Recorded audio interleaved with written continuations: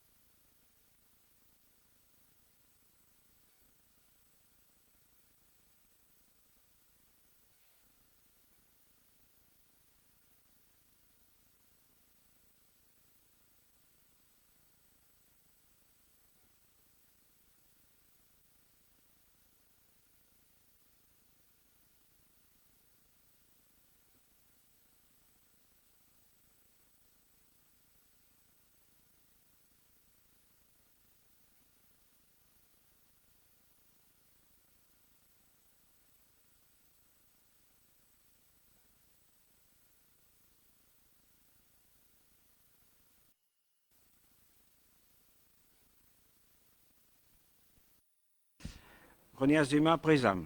Bérard Mathieu. Bernier Alain. Bordenave Martine. Moussaba Mohamed. Cavalieri Doro Patricia. Castro Patrick. Delavaux Garnier Martine a donné pouvoir à Ouarokati. Duprat Monique.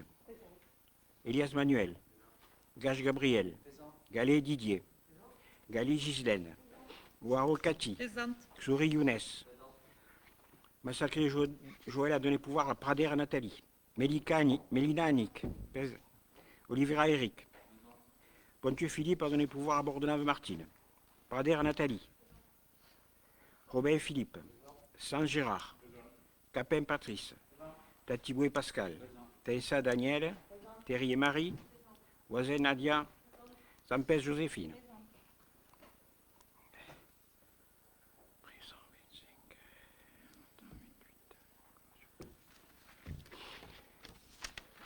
Avant de commencer le conseil, je vous propose de faire une minute de silence pour les morts de Mayotte après le cyclone. Merci.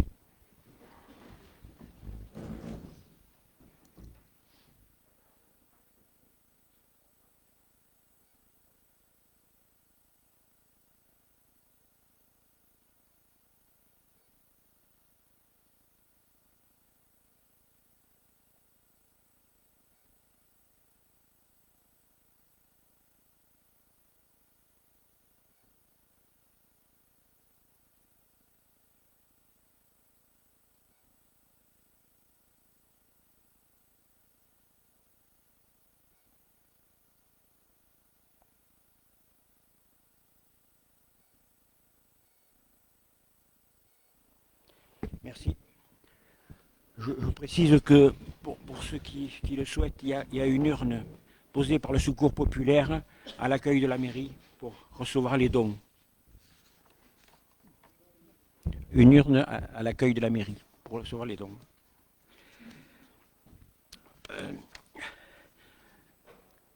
Donc j'ai à côté de moi Adeline Servat qui est du cabinet Paysage, qui va vous présenter le PADD. Je vous propose, comme elle vient bien sûr de loin, qu'elle intervienne en premier, qu'elle n'ait pas à attendre la fin de notre conseil. Cathy, tu veux présenter ou avant ou pas? Donc effectivement, on vous propose aujourd'hui de réaliser ce qu'on appelle le débat sur le projet d'aménagement et développement durable du PLU d'Haute-Rive, puisque nous avons effectivement prescrit la révision de ce PLU et depuis plusieurs mois commencé à travailler notamment à travers des ateliers pour essayer d'avoir une démarche participative et en tout cas qui reflète le plus possible les besoins en jeu pour les habitants, pour les différents acteurs. Donc on doit ensuite avoir ce moment d'échange en débat sur le PADD. Ce PADD, c'est l'ossature du futur plan local d'urbanisme. Je vous rappelle qu'aujourd'hui, notre plan local d'urbanisme, il date de 2012. Entre-temps, il y a eu beaucoup d'évolutions réglementaires et certaines qui sont d'ailleurs en cours, et en même temps une révision par le Pays Sud-Toulousain du schéma de cohérence territoriale, qui est un schéma qui couvre tout le territoire du Pays Sud-Toulousain, à savoir les 99 communes, et que donc aujourd'hui, pour que ce plan local d'urbanisme puisse répondre aux enjeux de la commune, il s'agissait de faire cette révision. Vous le savez, on a fait en parallèle plusieurs petites procédures pour pouvoir correspondre à des projets, que ce soit celui du lycée, la station d'épuration, une modification sur certains règlements qui posaient un petit peu problème, et tout le reste, en fait, aujourd'hui, tous les besoins que nous pouvons constater dans le plan local d'urbanisme dépendent en fait de cette révision, puisque nous avons un certain nombre notamment de zones qui étaient des zones dites 2AU, des zones qui sont normalement à urbaniser, mais qui nécessitent une procédure pour le faire, qui ne peuvent plus l'être que par le biais de la révision du PLU. Donc c'est quand même un moment important de débat, d'échange, pour se dire ensemble quel est le projet d'Haute-Rive sur la dizaine d'années à venir. Qu'est-ce qu'on va proposer en termes de projet d'aménagement et surtout comment on s'inscrit, puisque c'est une obligation dans la réglementation nationale, et comment finalement on va l'appliquer localement. C'est vraiment le moment politique. Politique, ça vient de police, la vie de la cité. Donc c'est vraiment ce moment-là. Ensuite, le règlement, le zonage sont des traductions réglementaires sur lesquelles effectivement il faut travailler, et on le fera dans la suite. Mais le vrai moment du débat et de l'échange, il est aujourd'hui autour de ce projet d'aménagement et de développement durable, puisque c'est lui qui va être ensuite retranscrit dans les documents. Donc on est accompagné dans ce cadre par plusieurs organismes, bien sûr, par les organismes d'État, les différents partenaires, aussi l'agence technique départementale Haute-Garonne Ingénierie, qui nous a aidés à faire le recrutement du bureau d'études. Et donc c'est Adeline Servat du bureau d'études Paysage qui nous accompagne dans cette procédure et nous a accompagnés dans les autres. Et donc on compte sur elle pour nous faire aujourd'hui une belle présentation.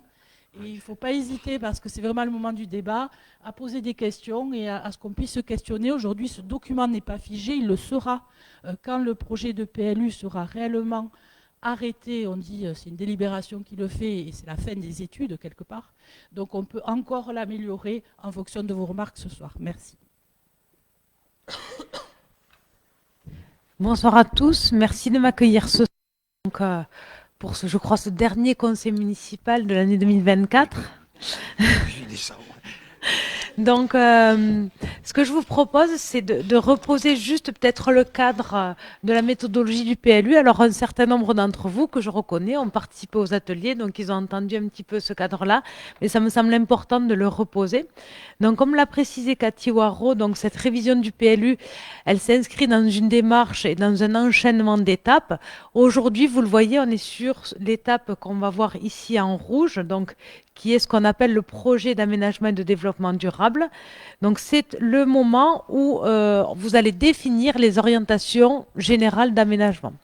Comme ça a été précisé, ensuite, ces orientations, on les traduira collectivement en règles écrites, en règles graphiques, en règles opposables aux autorisations d'urbanisme. Et ensuite, vous arrêterez le document d'urbanisme. Donc, je reviendrai avec plaisir vous présenter cette étape d'arrêt, c'est-à-dire le moment où vous finaliserez la fin des études. Pendant toute cette démarche, on est dans pendant toute cette étape, on est dans une démarche de concertation avec la population. Donc, ce PADD, il sera aussi partagé avec les habitants, il sera mis à disposition. C'est le projet que vous exposerez avec la population. Donc, cette concertation, elle durera également jusqu'à l'arrêt du PLU. Cette démarche de PLU, elle sera ensuite actée par les partenaires, donc ce qu'on appelle les personnes publiques associées. Donc tous les partenaires, organismes publics, le préfet, le département, la région, les chambres consulaires qui émettront un avis sur le document. Il sera soumis à la population dans le cadre d'une enquête publique et approuvé donc pour pouvoir ensuite remplacer le document qui s'applique aujourd'hui. Donc on est sur une démarche de long terme.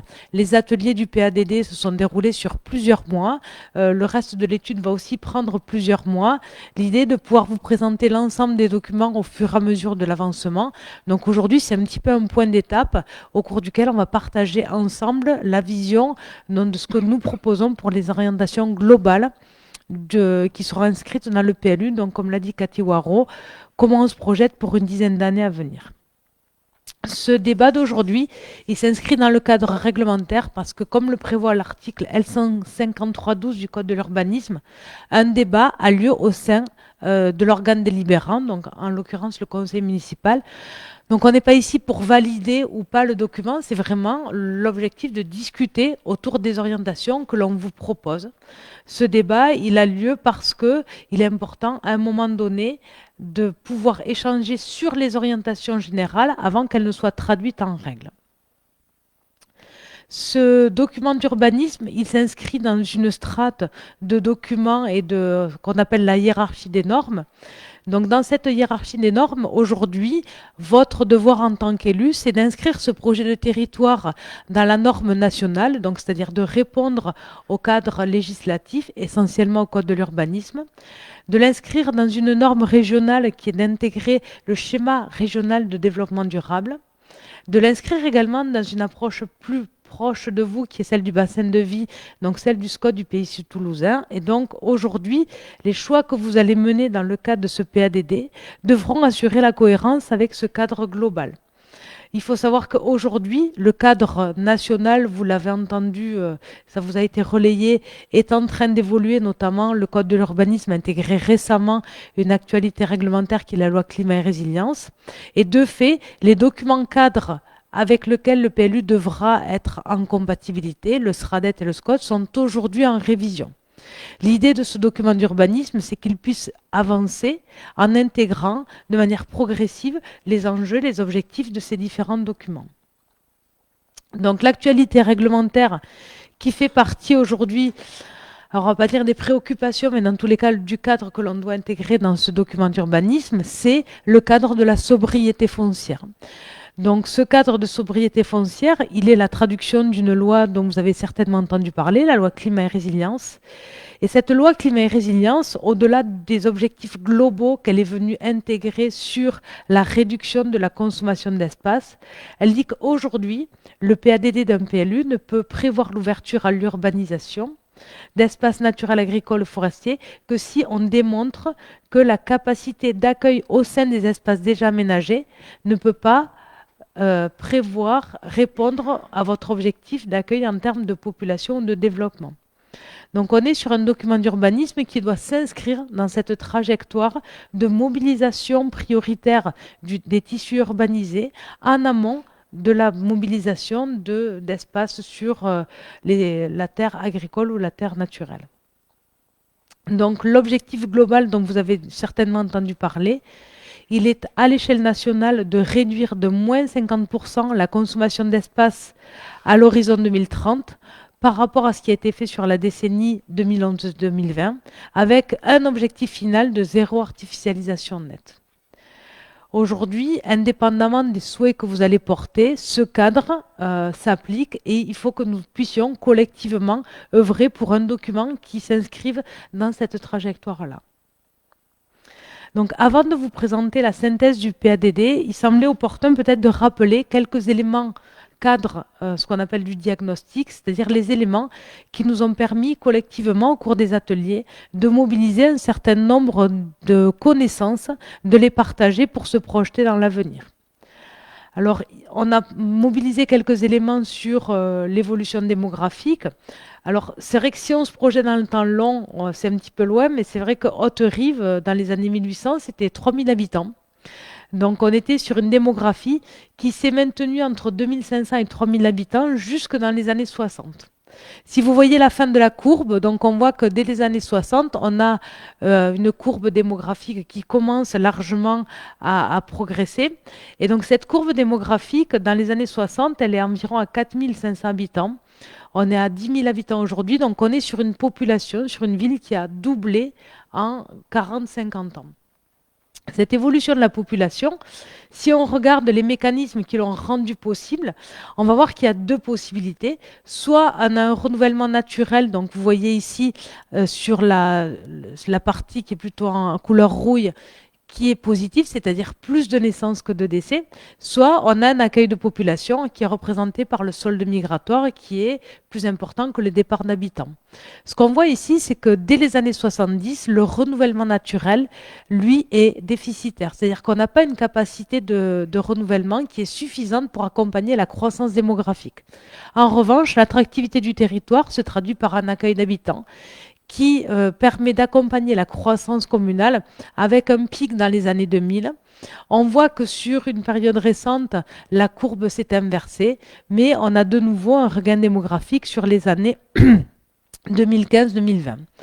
Ces éléments de croissance, quand on les compare à d'autres échelles, on se rend compte que finalement, c'est de manière globale l'échelle intercommunale et le département qui sont aussi des territoires attractifs. Mais dans les années 2000, on voit que le secteur d'Haute-Rive, c'est-à-dire l'intercommunalité et la commune en particulier, sont des territoires qui sont devenus de plus en plus attractifs. Donc ici, on mettra en perspective notamment aussi les aménagements routiers qui ont permis de faciliter l'accès au territoire et d'en améliorer donc l'accessibilité depuis la métropole toulousaine. Donc on a une dynamique qui aujourd'hui est là, elle est portée largement par la croissance, par une attractivité du territoire qui permet d'accueillir des habitants issus d'autres espaces. Sur le territoire, en termes de données de cadrage, vous le savez, on est sur un territoire sur lequel l'agriculture est omniprésente. Aujourd'hui, c'est 70% du territoire qui est cultivé. Dans les démarches qu'on a eues, on a pu faire des réunions avec la profession agricole. On les a associés dans le diagnostic, dans le projet de territoire. Et aujourd'hui, on peut dire qu'on est quand même sur un territoire sur lequel c'est une activité qui est omniprésente tant par son impact spatial, mais aussi par sa dynamique et par aussi une activité de projet sur lesquels il y a un avenir qui est aussi à préserver. Donc ça fait partie des sujets sur lesquels on va s'intéresser, dans la mesure où, comme je l'ai dit, la loi met en avant la préservation de ces espaces-là. Et aujourd'hui, ce sont des espaces qui sont vivants et qui sont aussi représentatifs d'une économie, voire d'une autonomie alimentaire peut-être à terme. Donc, c'est des éléments qui sont plutôt importants. Plus de 2500 hectares cultivés sur le territoire, c'est une vraie richesse à votre échelle et aussi à l'échelle du bassin de vie.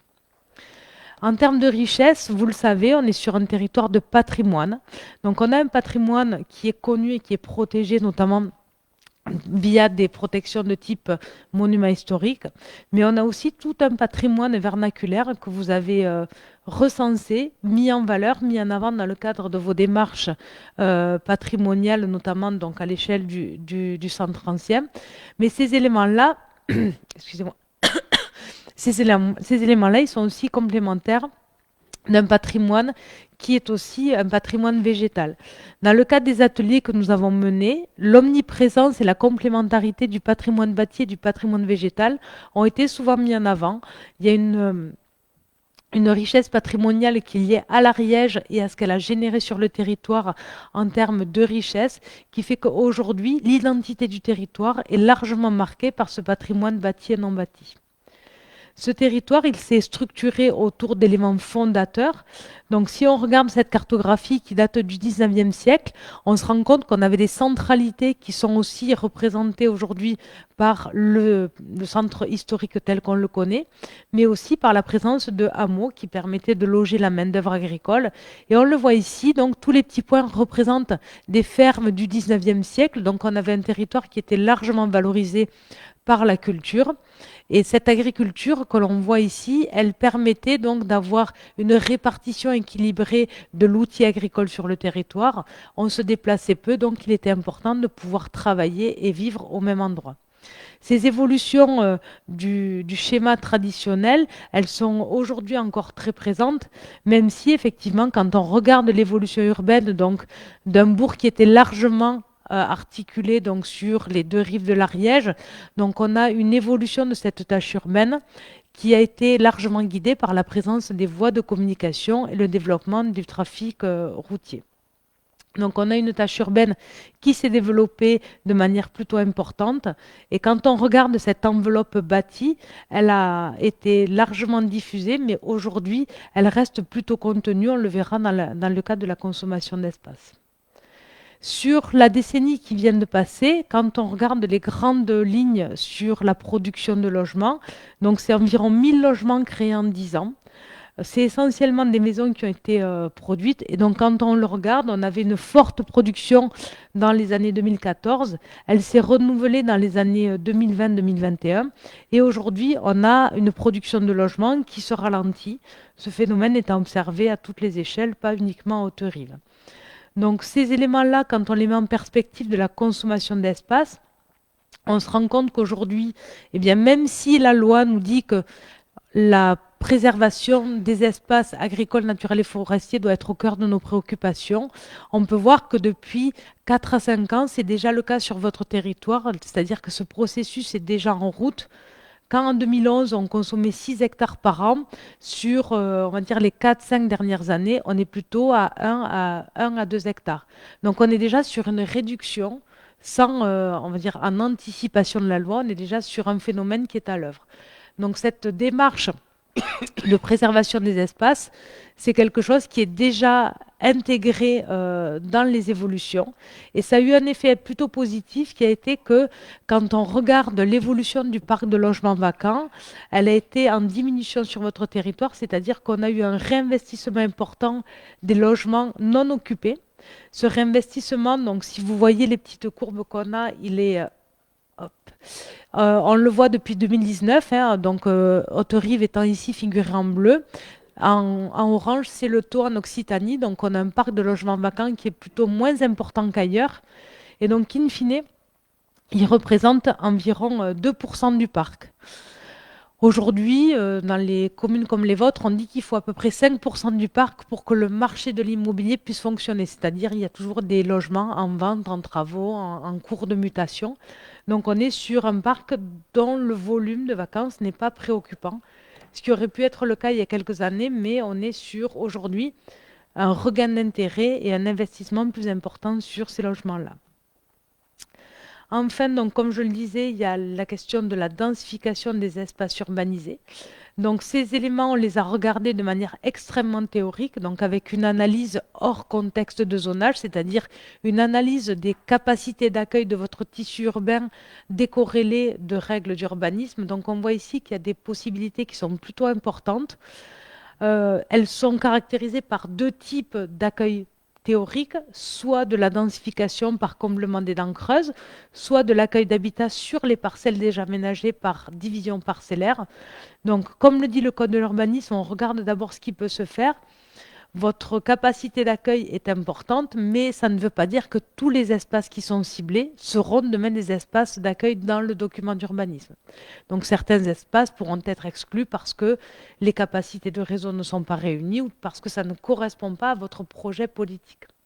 Quand on regarde les espaces, on va avoir 4 grandes catégories. Le noyau urbain dense, qui lui peut avoir certaines capacités d'accueil en mobilisant soit les espaces en intra-urbain, soit des capacités en densification. On va avoir des espaces un petit peu plus importants sur les entrées de ville, donc c'est-à-dire de part et d'autre des axes de communication. Des espaces en urbanisation linéaire, donc qui sont des petits noyaux urbains, issus d'anciennes règles, probablement des règles du poste qui avaient permis l'aménagement de petits noyaux d'habitation, souvent en assainissement autonome, ce qui fait qu'on a des grandes parcelles, mais finalement des réseaux qui ne sont pas forcément adaptés à la densification. Et enfin, des noyaux urbains dans l'espace agricole, donc là, sur lequel on va être en coexistence avec des exploitations en activité. Ces exploitations, il faut savoir qu'elles génèrent de fait des périmètres de réciprocité.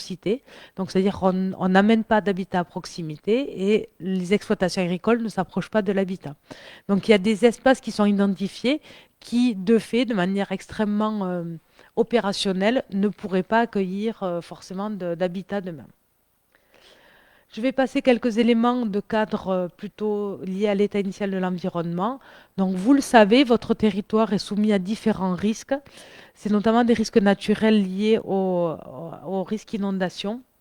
Ce risque inondation, il est identifié par un plan de prévention risque inondation qui aujourd'hui est en révision. Donc, ce sont des éléments qui risquent d'évoluer. Le plan de prévention des risques inondation sera un document qui s'imposera au PLU. Donc, dans la réflexion, il y aura tout intérêt à pouvoir échanger avec les services de l'État qui sont en charge de ce document, de manière à ce que les choix que vous mènerez soient complètement cohérents avec l'évolution de ce document. La commune, notamment avec la présence de l'Ariège, fait partie donc des secteurs riches en zonage écologique. Donc, on identifie plusieurs zonages écologiques sur le territoire, donc sites Natura 2000, zones naturelles d'intérêt écologique, faunistique et floristique, qui nous permettent de disposer de connaissances fines sur la richesse de vos milieux aquatiques, ce qui fait qu'aujourd'hui, l'Ariège, qui constitue une identité patrimoniale forte, est aussi un vecteur écologique, un corridor à large échelle qui est identifié à l'échelle régionale, sur lequel il y a un certain nombre de connaissances, mais aussi de protections qui sont intégrées. Ces connaissances et ces protections, elles se traduisent par l'identification d'une trame verte et bleue. Donc, ce sont les continuités écologiques qui maillent votre territoire, qui le relient à des espaces plus larges pour avoir des continuités de circulation de la faune et de la flore. Donc, c'est essentiellement l'Ariège, mais comme vous le voyez ici, ce sont aussi d'autres espaces. Donc, on a dit, on est sur un espace qui est un contexte qui est très cultivé, ce qui fait que tous les espaces plutôt boisés ou semi-boisés revêtent un enjeu de refuge pour des espèces de faune et de flore qui constituent donc un maillage important dans la trame verte et bleue, donc le maillage des écosystèmes à large échelle. Donc j'ai présenté des éléments extrêmement rapidement sur ce contexte-là pour pouvoir expliquer de quel socle nous sommes partis quand nous avons travaillé sur le PADD. Ce PADD, il a été travaillé donc au cours de différents ateliers. Il a pour objectif d'afficher votre vision du territoire à échelle d'une dizaine d'années. Donc les orientations que nous avons tirées des réflexions au cours des ateliers ont permis de structurer le projet en 3 axes. Donc un axe qui vise à affirmer l'identité d'Haute-Rive au travers de la sauvegarde et de la mise en valeur de ses richesses. Un axe qui vise à porter un projet ambitieux pour répondre aux besoins d'aujourd'hui et de demain. Et un axe qui vise à affirmer le rôle de pôle d'équilibre et de poursuivre la stratégie de développement économique. Donc en termes de protection, c'est-à-dire cette identité que l'on souhaite protéger, c'est tout d'abord une identité qui sera vecteur de protection au titre écologique en plaçant l'Ariège au cœur des actions de préservation des composantes écologiques du territoire. Donc vous le voyez ici, c'est un élément qui est cartographié, qui permet de préserver la vallée de l'Ariège, donc véritable poumon vert du territoire, les milieux naturels associés qui permettent donc d'identifier ce vecteur de biodiversité, mais aussi tous les éléments qui s'y ramifient. Donc ce sont des éléments que vous voyez ici sous forme de pointillés ou de lignes qui sont des corridors écologiques, mais aussi des réservoirs de biodiversité. Donc on voit ici des réservoirs principaux et secondaires, donc qui font écho avec un travail qui a été fait avec les élus, mais aussi en articulation avec les réflexions qui sont dans le cadre du schéma de cohérence du pays sud-toulousain. Ces éléments-là, ils visent à préserver à large échelle les éléments de biodiversité, mais aussi d'avoir une approche plus durable sur la gestion en eau et de prendre en compte la question des risques et donc de leur adaptation au projet pour pouvoir préserver la qualité de vie des habitants d'aujourd'hui et de demain. en complémentarité des actions sur l'agriculture, donc en accompagnant les mutations en faveur de l'agriculture sur le territoire, donc avec la préservation de l'espace agricole et des exploitations, mais aussi en accompagnant vers de nouvelles pratiques agricoles, en transition vers l'autonomie alimentaire du territoire. Et la question de l'identité rurale, c'est-à-dire que cette identité agricole, aujourd'hui, elle est omniprésente, elle travaille les paysages de votre territoire et c'est comment, au travers des outils du PLU, cette identité rurale et paysagère pourra être préservée à l'échelle d'Haute-Rive. Enfin, c'est le côté patrimonial et culturel du territoire. Donc, plusieurs volets sont travaillés en ce sens. Un premier volet sur l'attractivité du centre-ville par sa mise en valeur, notamment sur le centre ancien et les faubourgs, en mettant en place des règles qui permettent de valoriser et de préserver les quartiers historiques. Valoriser les aménités de la vallée de l'Ariège, donc en plaçant les bords de l'Ariège comme des éléments centraux, en les reliant aussi au reste du territoire, en organisant des perméabilités douces des espaces urbanisés vers l'Ariège, et aussi en révélant la portée patrimoniale des entités contemporaines. Donc ici, on va parler des éléments patrimoniaux, mais aussi tout ce qui est requalification des espaces d'activité et requalification des entrées de ville. Donc ça, c'est aussi des processus qui sont en cours. C'est des démarches que vous êtes en train d'engager, que le PLU approfondira, poursuivra pour pouvoir assurer la cohérence du projet. Un deuxième axe qui vise à porter un projet ambitieux qui réponde aux besoins des habitants d'aujourd'hui et de demain. Donc le projet qu'on vous présente, il vise à accueillir 1200 nouveaux habitants entre 2025 et 2035. Pour cet accueil d'habitants, on a évalué un besoin de 900 logements. Donc il y en a un tiers qui sera nécessaire au desserrement, c'est-à-dire au fait qu'on a de moins en moins de personnes par foyer, liées à la décohabitation intergénérationnelle, mais aussi liées au vieillissement des ménages installés sur le territoire, et 2 tiers pour l'accueil de nouveaux habitants. Dans cet accueil, cette production de logements, il est évalué qu'on en ferait 450 en densification, donc c'est-à-dire sans consommer d'espace, en optimisant le tissu urbanisé, et 450 en extension sur une enveloppe maximale de 15 hectares. Ici, on est sur une stratégie sur 10 ans, donc le PLU devra mettre en place les outils d'accueil progressif de ces habitants, de ces logements. On est sur un chiffre important, mais qui sera dilué dans le temps. Donc, on mettra en place les outils qui permettront d'avoir un accueil progressif, ciblé et accompagné en fonction des capacités communales. C'est aussi, face à cet accueil d'habitants, comment le PLU devra améliorer l'offre urbaine de proximité pour une meilleure qualité de vie, donc en agissant sur les déplacements, avec une mobilité qui permettra d'avoir une ville de proximité. Aujourd'hui, on a un pôle administratif, un pôle de commerce, on a des pôles d'équipement, des pôles économiques, on a ici des pôles multimodaux.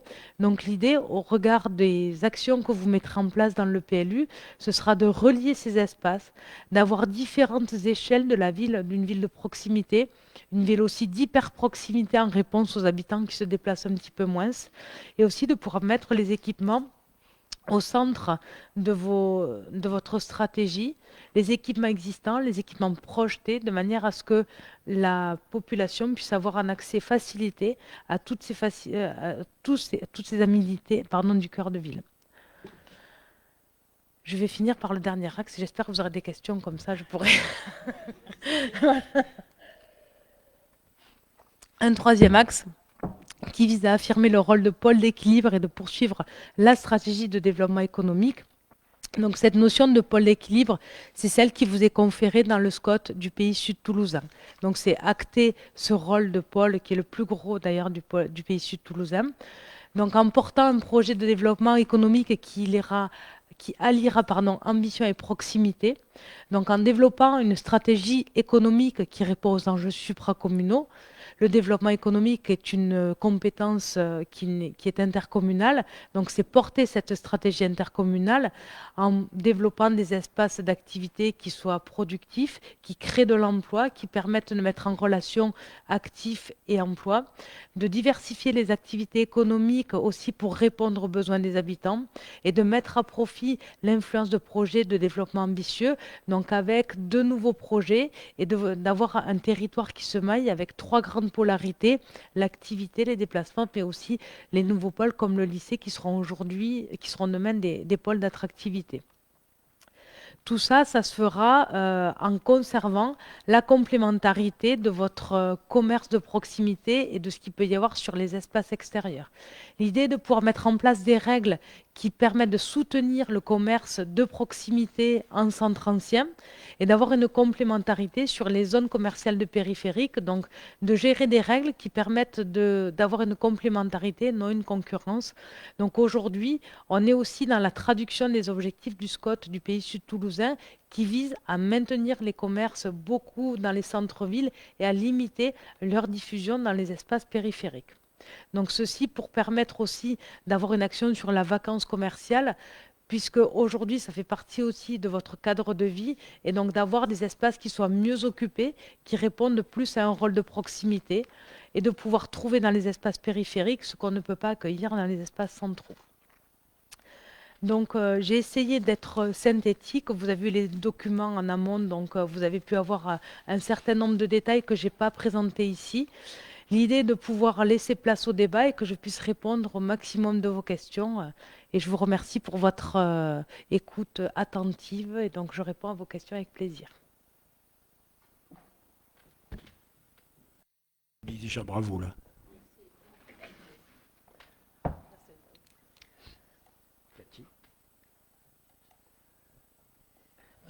Oui, moi j'avais une question et en même temps une remarque sur la question des objectifs en termes de développement démographique, puisqu'effectivement vous avez dit que 1200 habitants à l'horizon 2035, ça peut sembler beaucoup, mais ça se positionne comment par rapport à l'évolution démographique des autres années, puisque c'est vrai que nous, les débats ils sont surtout sur savoir si on veut reproduire un développement qu'il y a eu entre les années 60 et les années 2000 ou au contraire être sur quelque chose qui soit un peu plus en lien avec les développements récents, voire très récents. Alors, ce qu'il faut se dire, effectivement, comme j'ai dit, 1200 habitants, ça semble beaucoup, mais c'est vrai que ça sera réparti dans le temps. La croissance récente, c'est 1,2% par an. Donc, c'est un rythme qui est supérieur à 1%. Là, on réduit à 1% par an. Donc, même si l'inflexion ne semble pas énorme, en nombre d'habitants sur chaque année, c'est plutôt important. Donc, on a une ambition démographique qui sera réduite par rapport à ce que vous avez connu. Il est apparu important dans le cadre des échanges et les personnes qui ont participé aux ateliers de pouvoir aussi, on va dire pas mettre en pause, mais économiser vos équipements. C'est-à-dire d'avoir un développement qui ne mette pas à mal les équipements, notamment scolaires. Donc, de se dire qu'on réduit un peu cet accueil, ça permet aussi d'avoir une production de logements qui répondent plus aux besoins des habitants en place.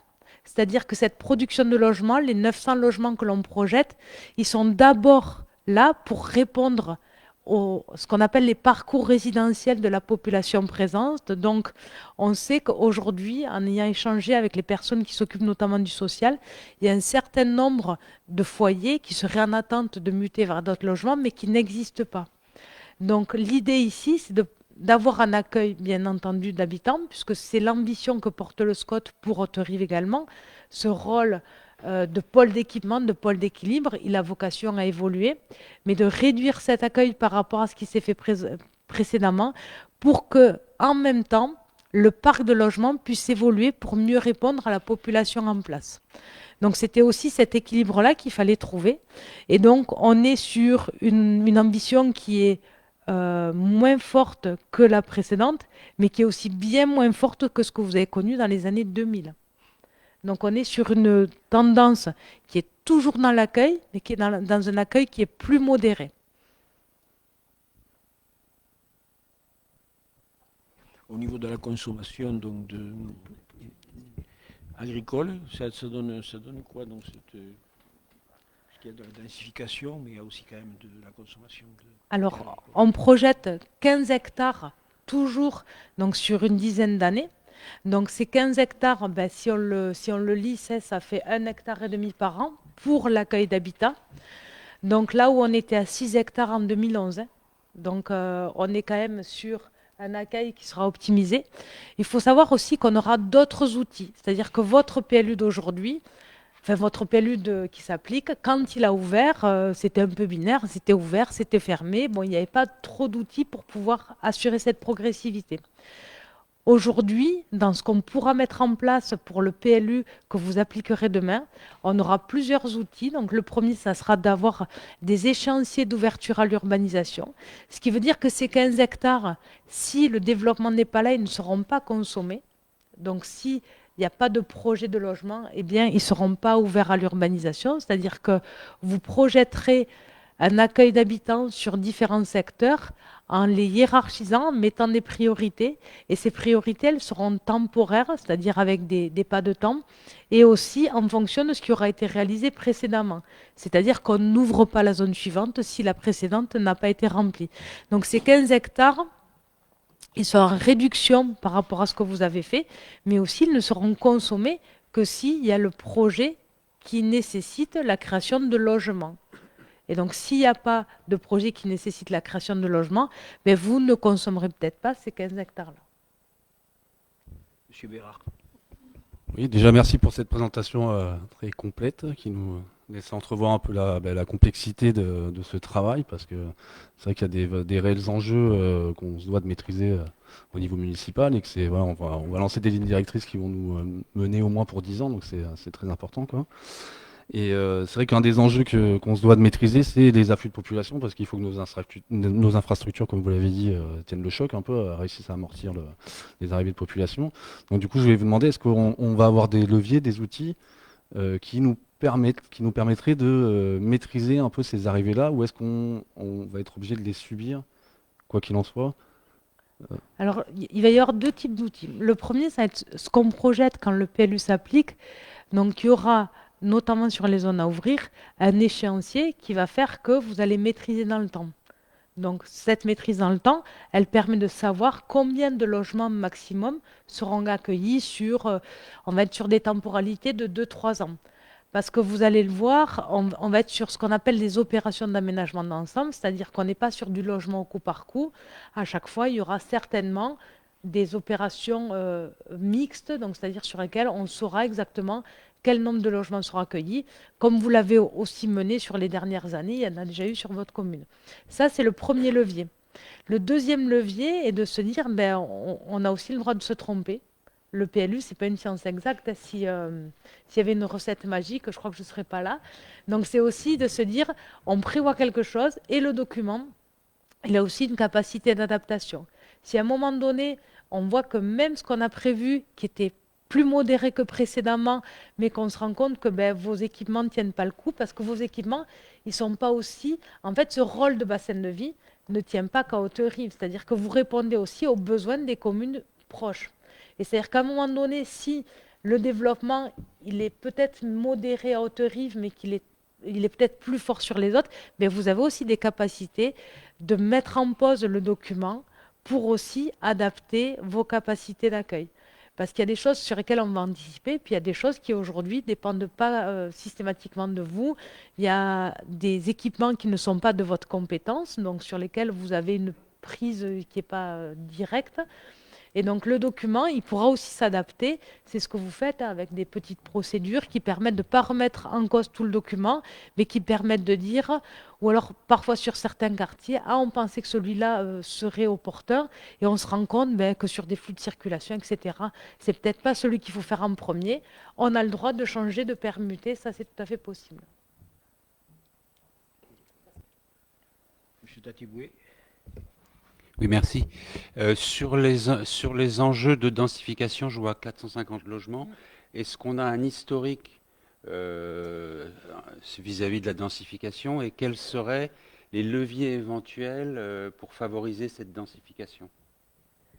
Alors aujourd'hui, on n'a pas un recul qui est très grand sur la densification, dans la mesure où c'est quelque chose qui est plutôt récent. Enfin, c'est des leviers qui se sont libérés il y a quelques années.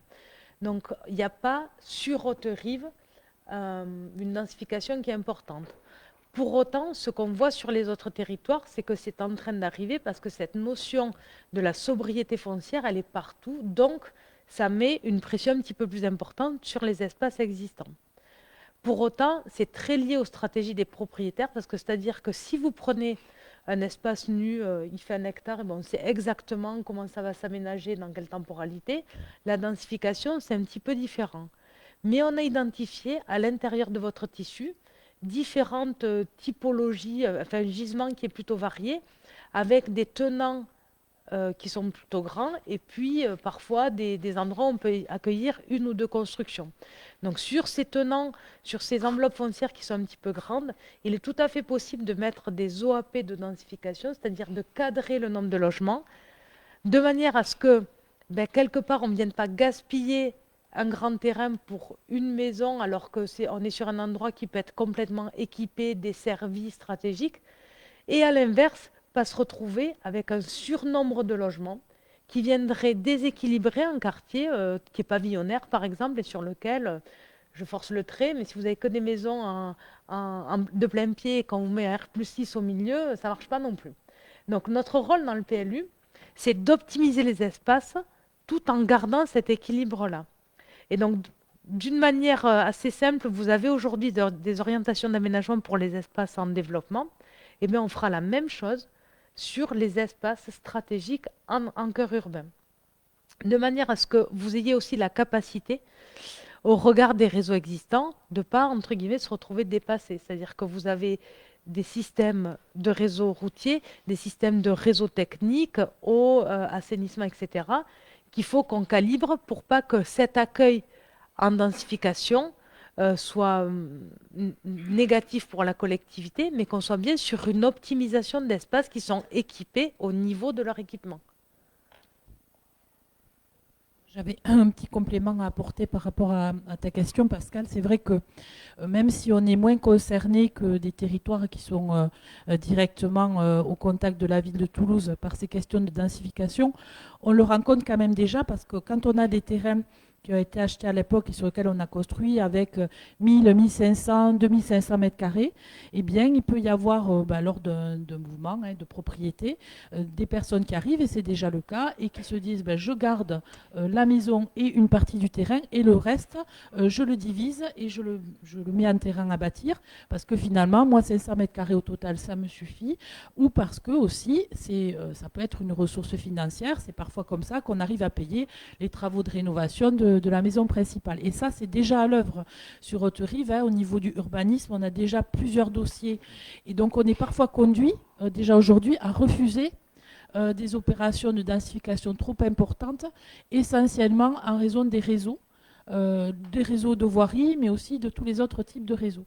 Donc on a quand même ce mécanisme, et puis aujourd'hui on est peut-être dans des aspirations, on le voit dans les populations qui arrivent, mais aussi de celles qui sont en place, sur ne plus forcément avoir tout le monde des grands terrains de 2500 mètres carrés, avec beaucoup de travaux d'entretien à faire. Et donc on a déjà beaucoup de dossiers aujourd'hui. On a consommé qu'un hectare sur les dernières années. À chaque fois, c'était dans des opérations assez importantes. Mais pour autant, on a ces phénomènes de densification qui se sont produits, puisque aujourd'hui, sur Haute-Rive, on n'a quasiment plus de lotissement. Les zones, en fait, je disais tout à l'heure à l'introduction, les zones qui pouvaient être ouvertes à l'urbanisation, en fait, aujourd'hui, en pratique, elles sont fermées, parce qu'il faudrait une révision du PLU pour les ouvrir, et donc elles ne sont pas constructibles.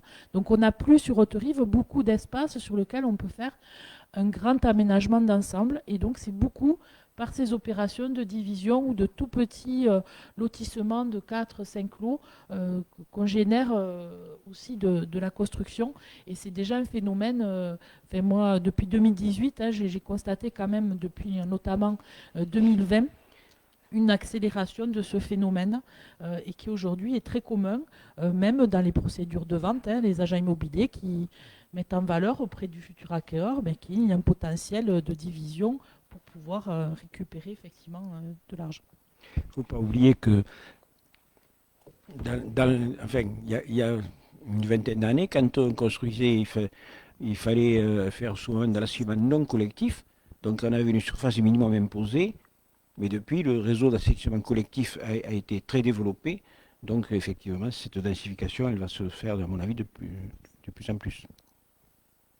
Monsieur Scapin. Bonsoir. Oui, j'avais une question justement sur ces densifications. Donc quelqu'un qui divise un terrain, ou jusqu'à présent, pour construire, est-ce que ça faisait partie, ces surfaces qui étaient construites, des surfaces données à l'urbanisation, ou est-ce qu'elles étaient déjà considérées comme urbanisées? Alors aujourd'hui, la manière dont on va considérer la consommation d'espace, c'est la mutation d'un espace agricole ou naturel vers de l'habitat, de l'économie, etc. Donc on considère que une maison comme ce qui vient d'être évoqué, qui a déjà été construite sur 2000 m², on est sur du recyclage foncier, c'est-à-dire que à la première étape de construction, on a déjà prélevé ces espaces-là en zone agricole ou en zone naturelle, donc on ne le reconsomme pas. C'est la raison pour laquelle, quand on dit des logements en densification, en fait, c'est juste des logements qui ne vont pas consommer d'espace, à l'opposé de logements qui, eux, seraient de nature à prélever des espaces naturels ou agricoles. Donc, tout ce qui est la revalorisation du foncier existant sera toujours à privilégier au sens du Code de l'urbanisme. Mais l'enjeu, ça va être quand même de trouver le bon équilibre et un équilibre soutenable. Vous êtes sur un secteur qui est extrêmement pavillonnaire et donc souvent l'équilibre des quartiers reste sur cette dominante-là. Donc, même si ça ne consomme pas d'espace, le PLU va quand même pouvoir être un guide pour une densité et une densification soutenable et acceptable. Donc ces zones qui ont été consommées sur les décennies précédentes, presque c'est pas la peine d'en parler et ni de les prévoir pour le futur puisqu'elles ne sont pas comptabilisées. Si, parce qu'en fait, ce que vous dit le Code de l'urbanisme, c'est qu'on doit d'abord prévoir le comblement de ces espaces-là avant de prévoir de consommer de nouveaux espaces. Ça, j'ai bien compris. Mais sur 1 hectare, par exemple, qui ont été aménagés sur les années précédentes, donc cette densification n'a pas été comptée. Non, c'est des espaces qui se sont étendus sur l'espace agricole la plupart du temps. Okay.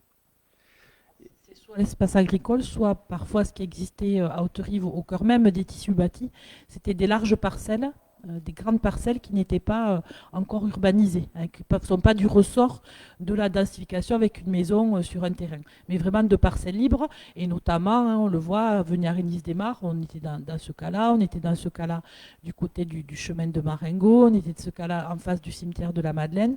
Ces différentes opérations, elles étaient sur des terrains qui n'étaient pas déjà construits. Mais là, ce qui est important par rapport à ta remarque, c'est de se dire qu'en fait, aujourd'hui, nous, on est obligé, c'est le cadre légal, on applique les règles du plan local d'urbanisme tel qu'il est aujourd'hui. Et ce plan local d'urbanisme, il avait été fait à un moment donné où, dans le règlement, on avait plus de moyens de contrôler la densité. Et en fait, il y a une loi qui est passée par-dessus et qui a enlevé ce qu'on appelait à l'époque le coefficient d'occupation des sols. Et donc, il ne nous reste plus que l'emprise au sol et ce qu'on appelle les prospects, les distances par rapport aux limites, pour pouvoir limiter la densification. Et donc ça nous pose parfois des problématiques parce que nous, on se doit de faire respecter le PLU tel qu'il est. Donc quand on a des problèmes de réseau, de capacité, on peut arriver à le motiver, mais sinon, on a parfois des possibilités très importantes. On en a déjà parlé dans ce conseil, quand je citais certains terrains, notamment sur le secteur de Saint-Paul vers Arénis-des-Mares, par exemple, à la résidence de la briqueterie. Si on avait appliqué le PLU tel qu'il était, c'était pas 32 logements qu'on faisait, c'était 150 logements. Donc c'est vrai que ça, c'est aujourd'hui aussi ce qui impose qu'on revoie notre PLU, parce que notre PLU, il a été fait à un moment donné dans un cadre réglementaire qui aujourd'hui pourrait facilement nous déborder dans un contexte où le foncier devient de plus en plus rare. Et quand le pétitionnaire, il est autorisé par le règlement à faire du rez-de-chaussée plus 2 étages, légalement, on ne peut pas le lui interdire. Si effectivement on a les réseaux, si on a tout ce qu'il faut, s'il respecte toutes les autres règles. Et c'est vrai que ça peut conduire parfois à des déséquilibres. Et là, il y a un travail sur ces zones de densification à faire pour qu'elles soient plus en harmonie, en compatibilité avec le tissu existant. Il va aussi falloir qu'on s'habitue tous à ce que la densité, ça devienne bien, c'est la norme, hein, ça doit être la norme, mais on peut le faire différemment dans notre ville. On avait fait une promenade avec un certain nombre d'élus et de partenaires pour essayer de voir qu'est-ce qui pouvait être le tissu urbain d'Haute-Rive de demain. Eh bien, on a remarqué dans des secteurs où on pouvait avoir un petit collectif avec, par exemple, du rez-de-chaussée plus un étage ou 2 étages, et ensuite du parcellaire à construire sous forme de maisons isolées, du logement en bande, enfin quelque chose qui assure quand même suffisamment de mixité pour qu'on tienne les objectifs qui sont les nôtres en termes, et qu'on nous impose en termes de densité de logements à l'hectare. Et nous, on est parti là sur une densité de 30 logements à l'hectare. Dans le schéma de cohérence territoriale, on nous demandera entre 25 et 40. Ces 30 sur ces opérations, on sait qu'on peut le faire et qu'on peut arriver à le faire de manière harmonieuse. Oui, une autre question sur la prise en compte des données de la ville actuellement. Vous nous avez présenté les écoles, les entreprises, tout ça. On n'a pas parlé de la santé. Est-ce que le projet a été dimensionné en fonction des services médicaux de la commune, ou est-ce que ça n'a pas été pris en compte? Alors, on a regardé 2 axes. Alors, le document ne peut pas influencer l'installation ou le maintien des services de santé. Par contre, ce qui était important et ce qu'on a eu comme échange dans les ateliers, c'est qu'il y avait certainement, avec le vieillissement, un besoin qui allait évoluer sur l'accompagnement de l'offre de santé. Donc, ce qui est ciblé, alors avant de dire quelle sera cette offre, c'est peut-être d'accompagner la formation sur Haute-Rive d'un certain nombre d'acteurs de la santé. Donc, c'est quelque chose qu'on a ouvert dans le PADD, que je n'avais pas précisé parce que je ne suis pas allée dans le détail, mais accompagner déjà la possibilité de constituer une offre de formation pour l'accompagnement à la santé, donc notamment l'offre de services. Et la deuxième chose, ça va être ce pourquoi on va dire filtrer le côté offre de services et de soins dans le règlement. Et il y aura certainement des possibilités de mutualisation, parce qu'aujourd'hui, cette question de la santé, elle s'approche souvent par la mutualisation des professionnels au sein des espaces qu'on peut offrir. Et donc, c'est comment le document d'urbanisme ne va pas, on va dire, contre ces éléments-là. Donc, il ne va pas influencer l'accueil de professionnels, mais il peut mettre en place de la formation ou des conditions, dans tous les cas, d'exercice de la santé plus faciles. Monsieur Bérard. Oui, du coup, c'est un peu la suite de ma question précédente. On a vu la nécessité de maîtrise des arrivées de population. Moi, j'ai une inquiétude qu'on risque de créer en fait une forte pression sur le marché immobilier et du coup une augmentation un peu artificielle à la fois des prix des bâtiments à l'achat, mais aussi des locations. Du coup, la question que je me pose, c'est est-ce qu'il existe des leviers réglementaires qu'on peut inclure dans le PLU qui pourraient nous permettre de maîtriser une trop forte pression sur le marché immobilier, ou est-ce que ça sera juste dans les projets où on va devoir être regardant et essayer de faire de la mixité sociale, par exemple? Alors là, aujourd'hui, on l'a juste évoqué comme ça, dans votre tissu existant, c'est-à-dire sans ouvrir de zone d'urbanisation, si les gens veulent optimiser ce qu'il est possible de faire, sans contrainte, aujourd'hui, c'est 600 logements qui peuvent se faire, sans faire évoluer le PLU. Bon, il se trouve que vos services travaillent de manière à ce que ça n'arrive pas, mais le gisement, il est là.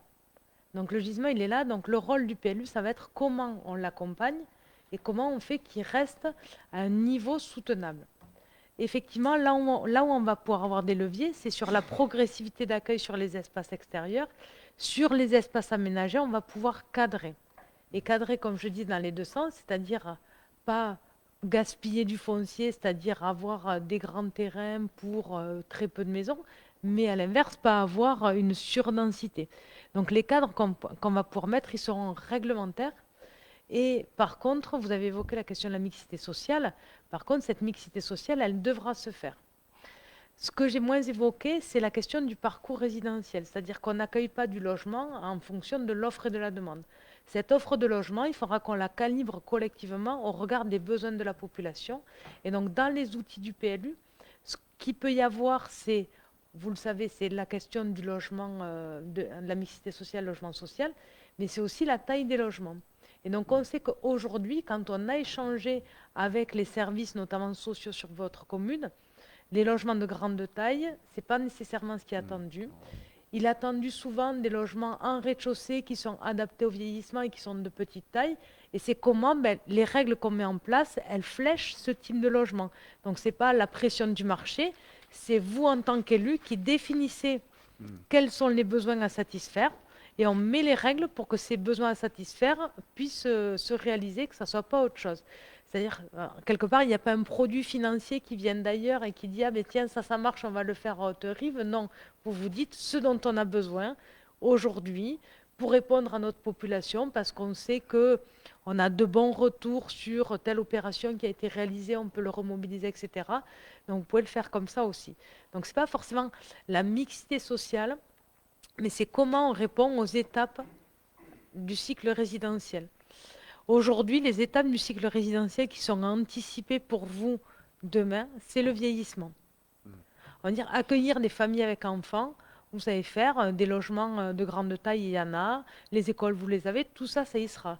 Et un enfant qui occupe une école, il va l'occuper 4 ans, et puis ça va tourner, donc ça, c'est pas tellement compliqué, et vous avez les équipements.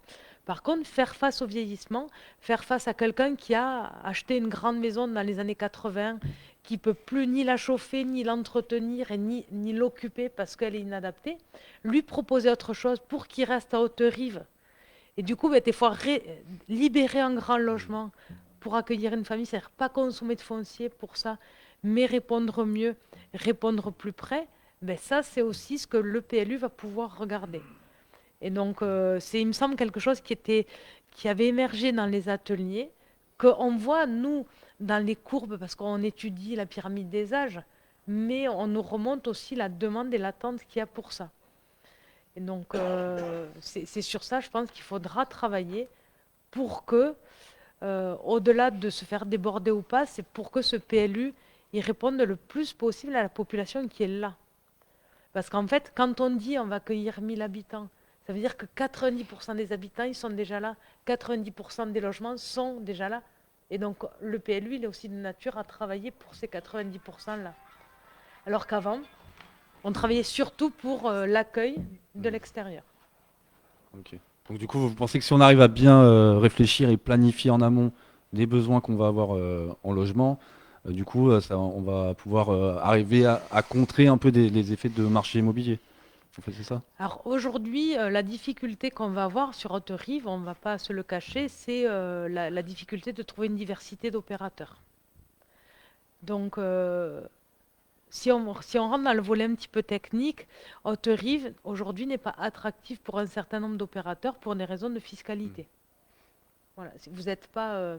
demain, un changement de la fiscalité, demain, un changement de l'approche du financement du logement peut vous rendre attractif. Et c'est là où il faut anticiper, il faut que le PLU soit prêt à répondre à ça. Donc aujourd'hui, à part de la construction, on va dire, de maisons individuelles classiques, il n'y a pas trop d'attrait, mais demain, ça peut changer. Et avec les difficultés du marché de l'immobilier, ça pourrait tout à fait se passer. Et donc c'est là où le document peut anticiper. Ce qu'il faut se dire, c'est que si le 1er janvier 2025, ça intervient, du moment où ce soir, vous avez débattu du PADD, vous avez un premier outil pour mettre en attente les projets qui seraient de nature à ne pas correspondre à ce PADD, ce qui s'appelle le sursis à statuer. Si ce soir le débat a lieu, demain vous avez déjà un premier outil à mobiliser. C'est 2 ans. Voilà, donc ça permet d'envisager d'avoir un document applicable dans cette échéance. C'est pour ça que c'est important de pouvoir débattre sur ces éléments aujourd'hui, sur le fait qu'on partage cette vision-là ou qu'il faille l'amender, parce que derrière, nous, ça va nous permettre au service urbanisme de pouvoir motiver sur ces statuts, parce qu'on peut le faire dès que le PADD est débattu, si on a suffisamment d'éléments pour nous permettre de le faire. On l'a fait jusqu'à présent, Adeline le disait tout à l'heure, ce qu'on a fait avec le maire, et je le dis ici assez souvent, c'est qu'on a rencontré à chaque fois, quand on était sur les grandes parcelles, les porteurs de projets, et on a essayé de faire en sorte qu'ils n'utilisent pas la totalité du potentiel qui était énorme, qui aurait pu conduire quand même à un peu les dynamiques qui étaient montrées tout à l'heure et qu'on avait constaté, et sur lequel je pense on est d'accord, c'est que cette trop forte accélération de l'accueil de populations extérieures, elle déstabilise et elle crée des problématiques d'équipement qu'on met des années, on est encore aujourd'hui en train de rattraper ces dynamiques-là qui n'ont pas été assez accompagnées. Moi, quand je parle de certains quartiers périphériques qui ont été développés en pavillonnaire, alors même qu'en termes d'accessibilité, c'était notamment accessibilité autre que la voiture. Hein. On a mis des personnes dans des quartiers très très éloignés du centre et des équipements, tout simplement des écoles, hein, les quartiers qui sont en entrée de ville au côté nord. Et donc on n'a pas du coup favorisé un bon fonctionnement, le lien social. Et aujourd'hui, on l'entend et on le comprend, les personnes qui habitent dans ces secteurs, elles demandent à ce que d'abord on mette à niveau les équipements. Parce que d'abord, ils aient de quoi pouvoir accéder à ces équipements. Et ça, c'est un équilibre vraiment fragile qu'il faut peser. Ensuite, si on se rend compte, parce que bon, on n'est pas Madame Irma, Adeline ne l'est pas et nous non plus, si le contexte, elle essaie de le faire, mais c'est compliqué. Si le contexte devait évoluer, comme je le disais tout à l'heure, et comme on l'a fait d'ailleurs quand on a eu le projet du lycée, un plan local d'urbanisme, ça évolue en fonction des besoins. Simplement, c'est des procédures parfois un peu longue, c'est vrai, mais ça c'est pas figé complètement dans le marbre. Et c'est vrai que cet horizon de 10 ans aujourd'hui, il y a quelques années, on disait un horizon de 10 ans, finalement c'est court. Aujourd'hui, ça change tellement vite qu'on sait qu'en 10 ans, les tendances, elles s'inversent complètement. Regardez sur la dizaine qui nous a précédés, où on est sorti d'une période années 2000-2010 avec un boom de la construction dans tous les sens, un ralentissement. Post-Covid, une nouvelle dynamique, et voilà, on est vraiment sur des phénomènes assez rapides. Et il faut qu'on soit agile aujourd'hui avec les documents. Alors, c'est pas facile d'être agile avec des documents qui mettent des mois et des mois à s'élaborer. Bon, mais ça, c'est le contexte qui le fait. Hein. On a les contraintes ensuite réglementaires à respecter. Mais là, déjà, partager aujourd'hui ce projet de développement, ça nous permet quand même de marquer comment on voit l'autoroute de demain, hein, l'autoroute de 2035. Comment on veut le voir quelque part à travers les axes, on veut le voir quand même comme une ville qui reste une ville à la campagne. On veut garder cette qualité de vie, cette qualité d'espace extérieur, d'espace agricole, d'espace naturel qu'il ne faut pas perdre parce que ça fait un des atouts.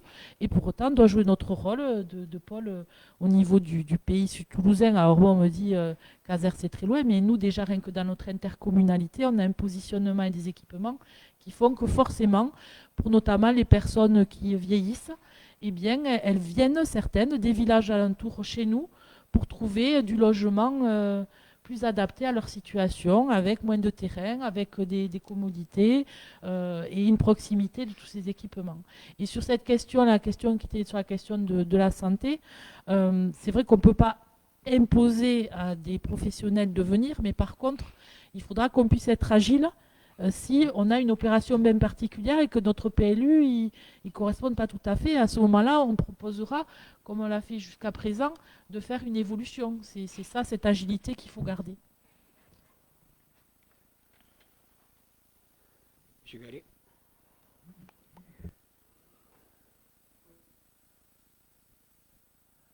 Oui, le SRADET est en cours de modification, pas de révision. Hein, c'est la modification, vous disiez révision tout à l'heure. Oui, pardon, c'est le SCOT qui est en révision. Hein, voilà, c'est le SCOT. Oui.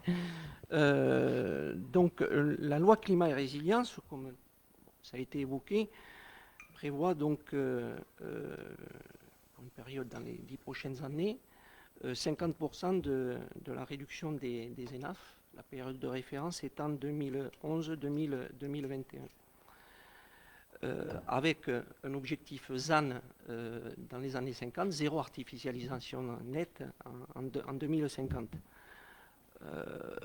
Moi, nous considérons que présenter un PADD en débat, alors que l'ensemble des groupes parlementaires s'est accordé sur la réforme du ZAN, du zéro artificialisation, c'est une erreur. C'est-à-dire que ce débat se passe ce soir, pour moi, c'est une erreur. Pourquoi ? Parce qu'on a vu que le gouvernement qui a été éphémère prévoyait une révision du ZAN et tous les groupes parlementaires, de la gauche comme de la droite, prévoient également que le ZAN, il va falloir le réviser.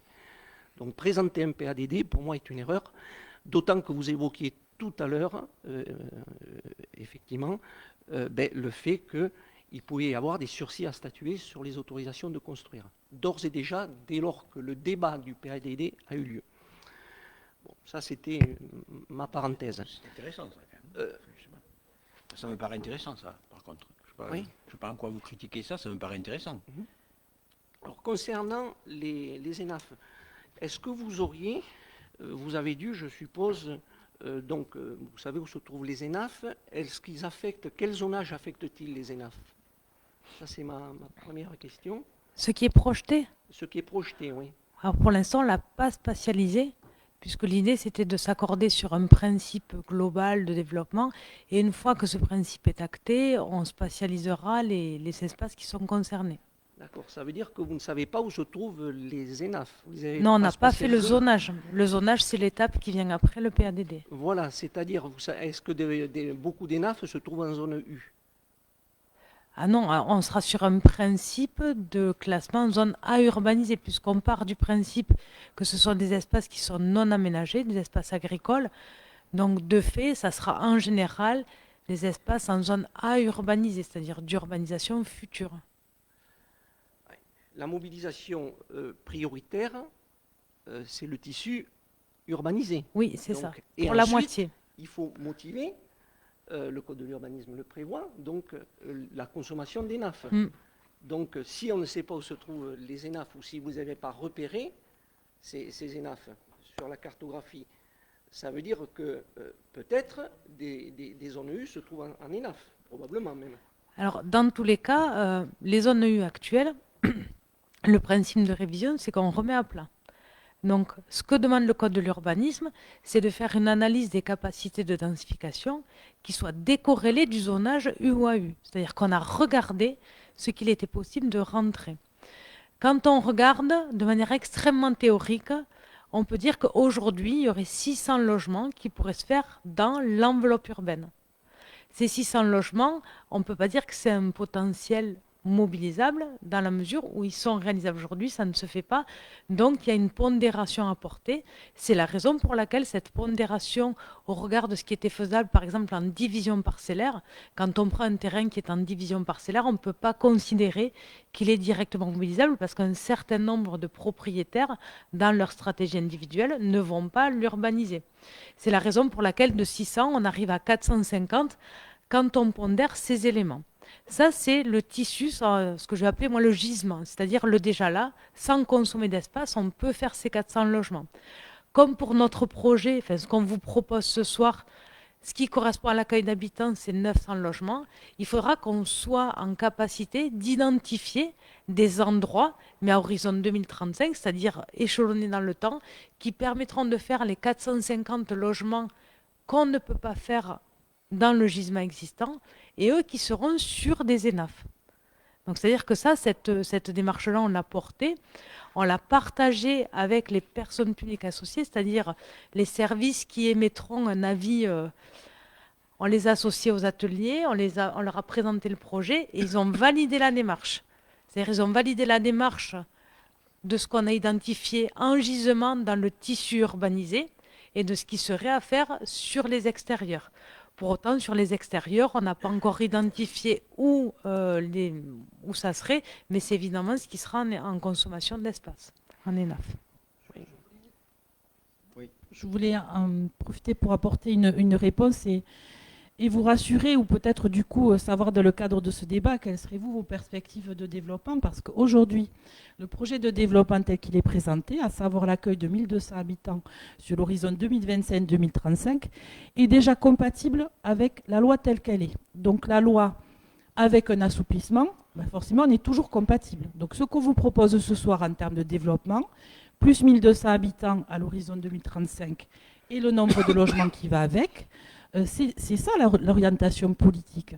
Et cette orientation politique, elle est déjà aujourd'hui compatible avec la loi, parce qu'on le disait tout à l'heure à l'introduction, effectivement, sur ces dernières années proches, qui comptent dans le fameux décompte des moins 50%, il y a eu une certaine sobriété foncière, il n'y a pas eu forcément beaucoup de projets d'ensemble qui font que la consommation, elle a été limitée à peu d'hectares. et que du coup, on peut effectivement avoir, dans notre cas 2025-2035, un développement qui soit compatible avec la loi telle qu'elle est aujourd'hui. Moi, je voulais aussi préciser une chose, comme c'est un débat, et j'espère qu'il y a aussi des habitants et des autoriviens qui assistent à ce débat, c'est bien qu'on précise quand on utilise des termes très techniques, parce que sinon, ce n'est pas forcément audible. Quand vous dites qu'on ne sait pas les ENAF, les ENAF, c'est les espaces naturels, agricoles et forestiers. Bien sûr qu'on les sait. Depuis tout à l'heure, on montre l'espace occupé par les zones agricoles, l'espace par les zones naturelles. Votre propos est de dire on ne sait pas effectivement aujourd'hui quels sont ces espaces naturels et agricoles qui vont être mis en urbanisation. Et ça, c'est le travail du zonage. Mais déjà, dans le PADD, il faut qu'on s'entende sur, je dirais, cette capacité. Donc, si aujourd'hui, vous considérez que c'est trop tôt pour voter ce projet, c'est peut-être que votre intention de développement est beaucoup plus importante, du coup, que celle qu'on vous propose ce soir. Parce que là, je peux vous rassurer, sinon, on est dans le cadre réglementaire complètement. Vous avez déterminé les enveloppes urbaines. La spécificité du PLU d'Haute-Rive, c'est qu'il y a énormément de zones NH, vous l'avez remarqué.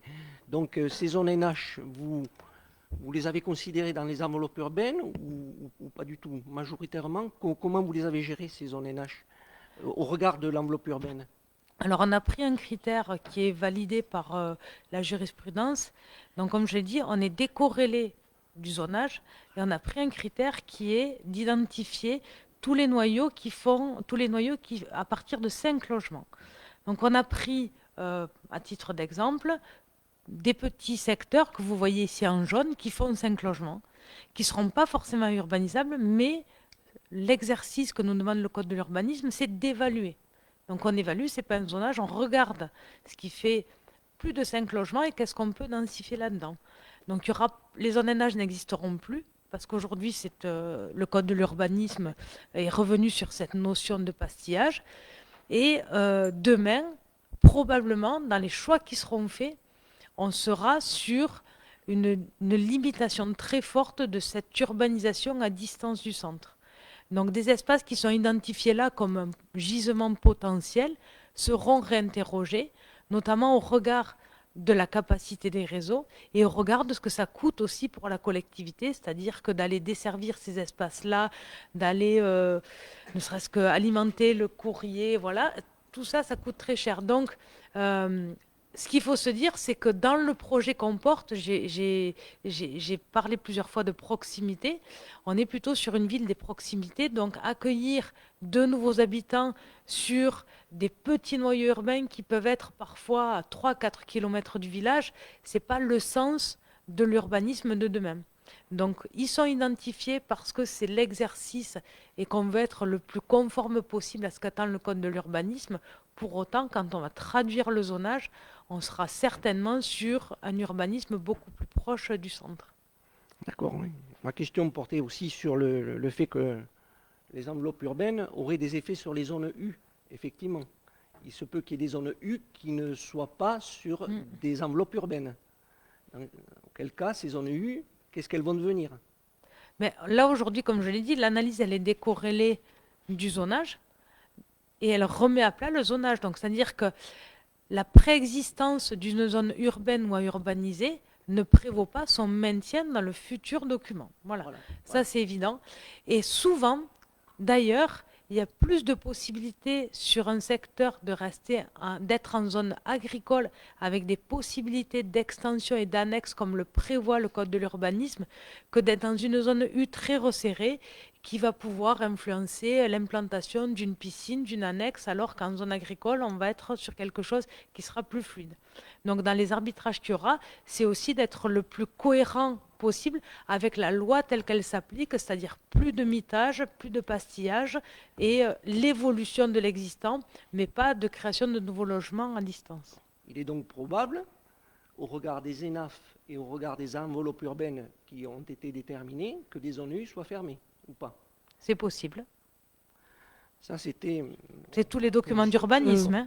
Je voulais juste rajouter quand même un élément, parce que vous connaissez, M. Gallet, très bien le PLU d'Haute-Rive. Et donc, comme vous le savez, si vous suivez un petit peu ce qui s'est fait en termes de construction, les plus grosses parcelles qui étaient encore je dirais, non construites dans les quelques années qui nous précèdent, des grosses unités je dirais d'un hectare, elles ont fait l'objet de projets. Il n'en reste pas beaucoup dans le cadre des zones U. Il en reste effectivement certaines dans le cadre des zones à urbaniser, et notamment, je le disais tout à l'heure, dans le cadre de zones à urbaniser, fermées à l'urbanisation, parce qu'un fait qu'on n'a pas rappelé tout à l'heure, mais qu'il est important de comprendre, c'est quand le PLU a été fait pour remplacer le plan d'occupation des sols en 2012, il y avait derrière des questions posées par l'État au regard des zones qui étaient prévues à l'urbanisation, et notamment par rapport à la capacité de la station d'épuration. Donc l'État a à ce moment-là demandé à fermer un certain nombre de secteurs, y compris dans des secteurs aujourd'hui totalement dans la zone urbaine. Si je prends un secteur, par exemple, route de Miremont, entre, je dirais, l'arrière du Jiffy, donc côté RD 820 et la route de Miremont, vous avez là quelques parcelles complètement intégrées dans un tissu urbain. Il avait été demandé de mettre en 2 AU, zone fermée à l'urbanisation, à cause des contraintes de la station d'épuration. Et donc aujourd'hui, de fait, toutes ces zones-là, depuis 2022, elles ne sont plus urbanisables. Et donc les projets se sont portés sur les autres dents creuses, qui certaines étaient des grosses dents creuses quand même, qui restaient dans le tissu urbain.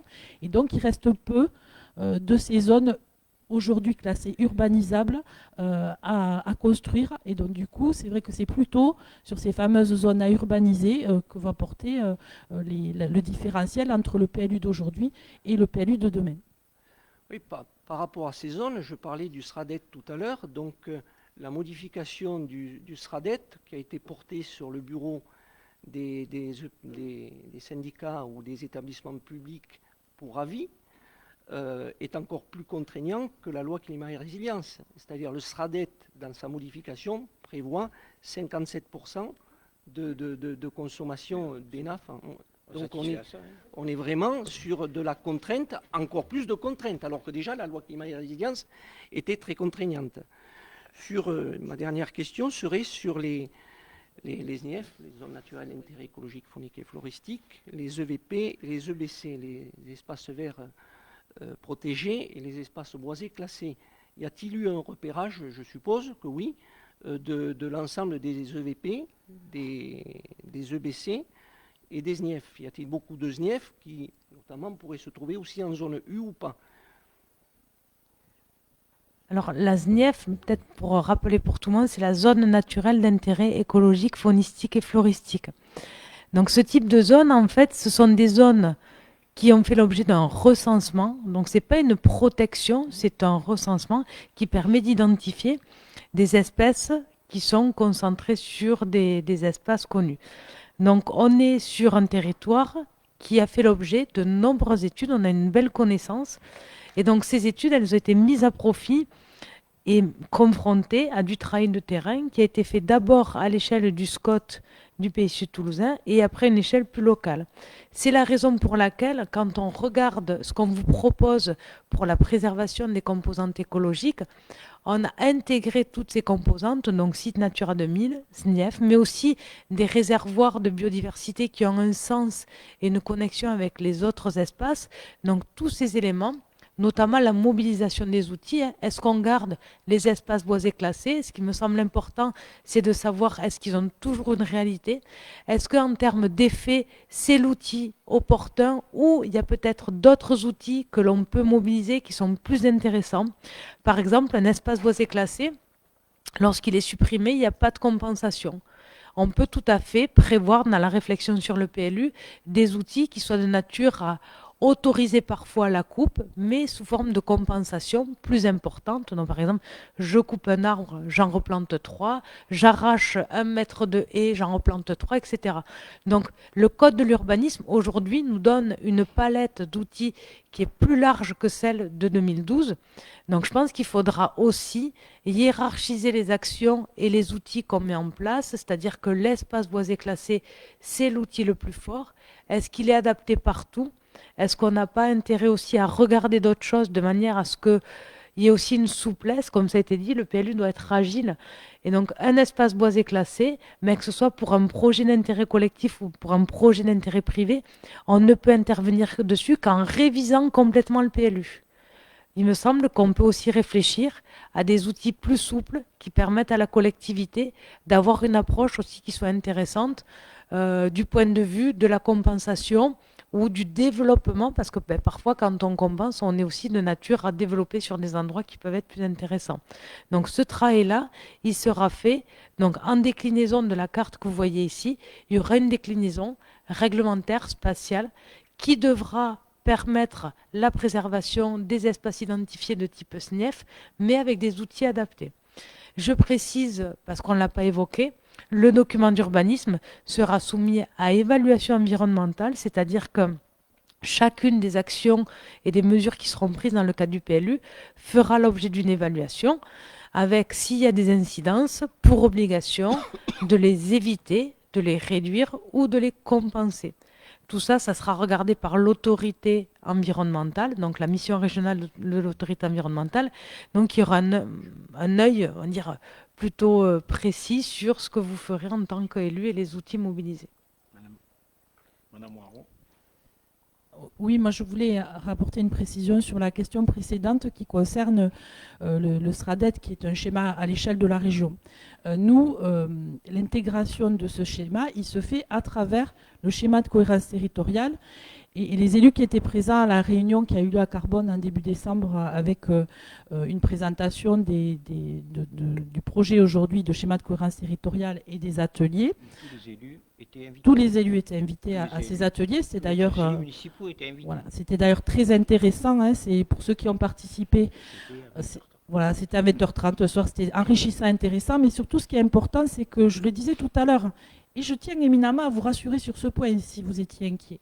Aujourd'hui, on est tout à fait compatible avec le projet de schéma de cohérence territoriale qui aujourd'hui effectivement est en pause le temps de voir quelles sont les évolutions réglementaires que vous évoquez, mais qui pour nous déjà, nous sommes déjà, je disais tout à l'heure, compatibles pour le schéma de cohérence territoriale, et en tout cas ils l'ont dit lors de la réunion des personnes publiques associées, avec les objectifs, ceux du SCOT et ceux du schéma de cohérence territoriale intègrent déjà le potentiel de réduction de ce fameux schéma régional et l'avait même anticipé de manière plus importante puisqu'on était sur une base de moins 60% et non pas des moins 57 qui viennent d'être annoncés. Donc je le redis aujourd'hui, le projet qui vous est présenté en PADD, ce projet de développement de plus 1200 habitants de 2025 à 2035 avec une densité moyenne sur les extensions de 30 logements à l'hectare, est compatible avec tout ce cadre. Donc le sera avec les évolutions réglementaires qui sont aujourd'hui plutôt faites pour les collectivités qui effectivement n'avaient pas peut-être pu s'adapter. Nous on s'est adapté, mais aussi avec des contraintes, hein, puisque la contrainte de la station d'épuration en était une, avec ces zones fermées. Si elles avaient été ouvertes à l'urbanisation à un moment donné complètement, elles se seraient peut-être mobilisées en termes de logement. Donc aujourd'hui, moi au contraire, et ça nous arrive d'avoir des opinions différentes, donc je le dis simplement, je pense qu'aujourd'hui c'est le bon moment pour justement pouvoir faire ce débat sur le PADD parce que notre PLU, et vous le connaissez, il a des capacités de potentiel qui même sur des petites surfaces peuvent nous dépasser. Et aujourd'hui on est arrivé à chaque fois en négociation avec les aménageurs à pouvoir réduire le nombre de logements, à pouvoir les convaincre, au lieu de faire 4 bâtiments de R+2, de n'en faire qu'un et de faire des maisons à coller. Mais ça nous demande beaucoup d'énergie parce qu'on n'a pas de levier réglementaire pour le faire. On n'a que des leviers qui peuvent porter sur, je dirais, de la négociation. Demain, avec le débat sur le PADD, on dispose d'un levier plus fort.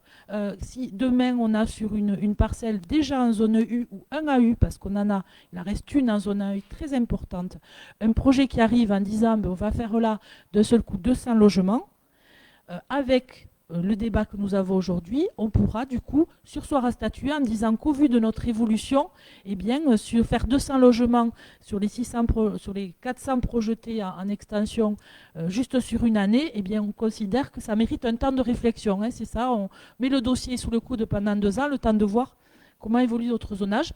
Donc voilà, moi je ne partage pas votre avis, je trouve qu'aujourd'hui c'est important d'avoir ce débat et de pouvoir s'accorder ou ne pas être d'accord sur ce qu'on envisage comme projet de développement pour la ville.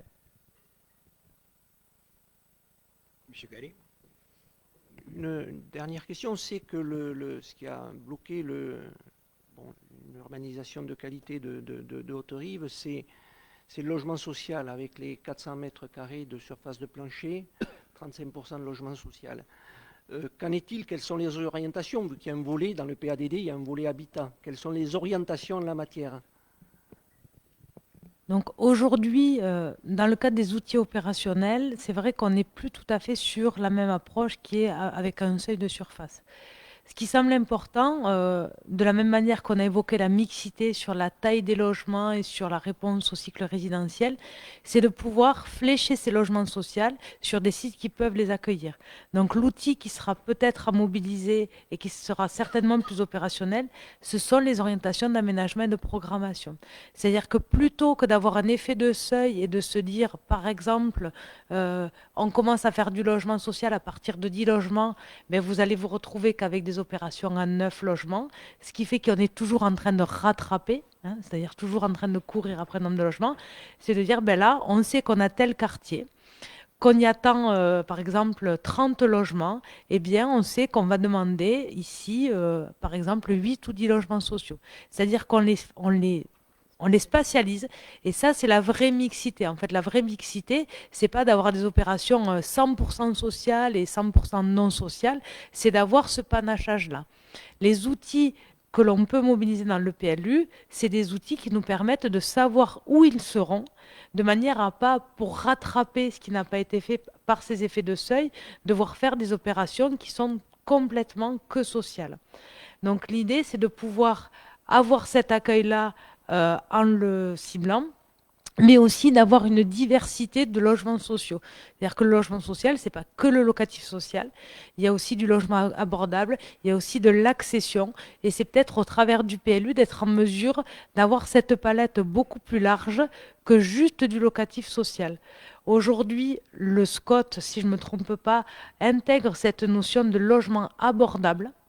Donc le logement abordable, c'est un logement qui est plus large, différent, et il me semble que c'est opportun aussi à l'échelle d'Haute-Rive de pouvoir développer ce logement abordable, parce que ce logement, il doit aussi s'adresser aux personnes fragiles, donc aux personnes porteuses de handicap, aux personnes âgées. C'est pas uniquement du logement social par entrée, comment dire, de ressources. La ressource n'est pas le seul levier. Donc il me semble qu'on pourra mobiliser des outils qui sont intéressants et qui évitent d'avoir parfois des phénomènes de concentration trop importants parce que ce qu'on n'a pas pu faire ailleurs ou parce que le bailleur social ne viendra que s'il fait, voilà. Parfois, ils viennent que s'ils font que du 100% social. Et là, vous, en tant qu'élu, vous pourrez mettre des règles un peu différentes. On sera dans un système d'urbanisme qui sera peut-être plus négocié. On a essayé aussi d'engager dans le cadre des ateliers des réflexions avec les partenaires qui pourront travailler sur ces sujets-là.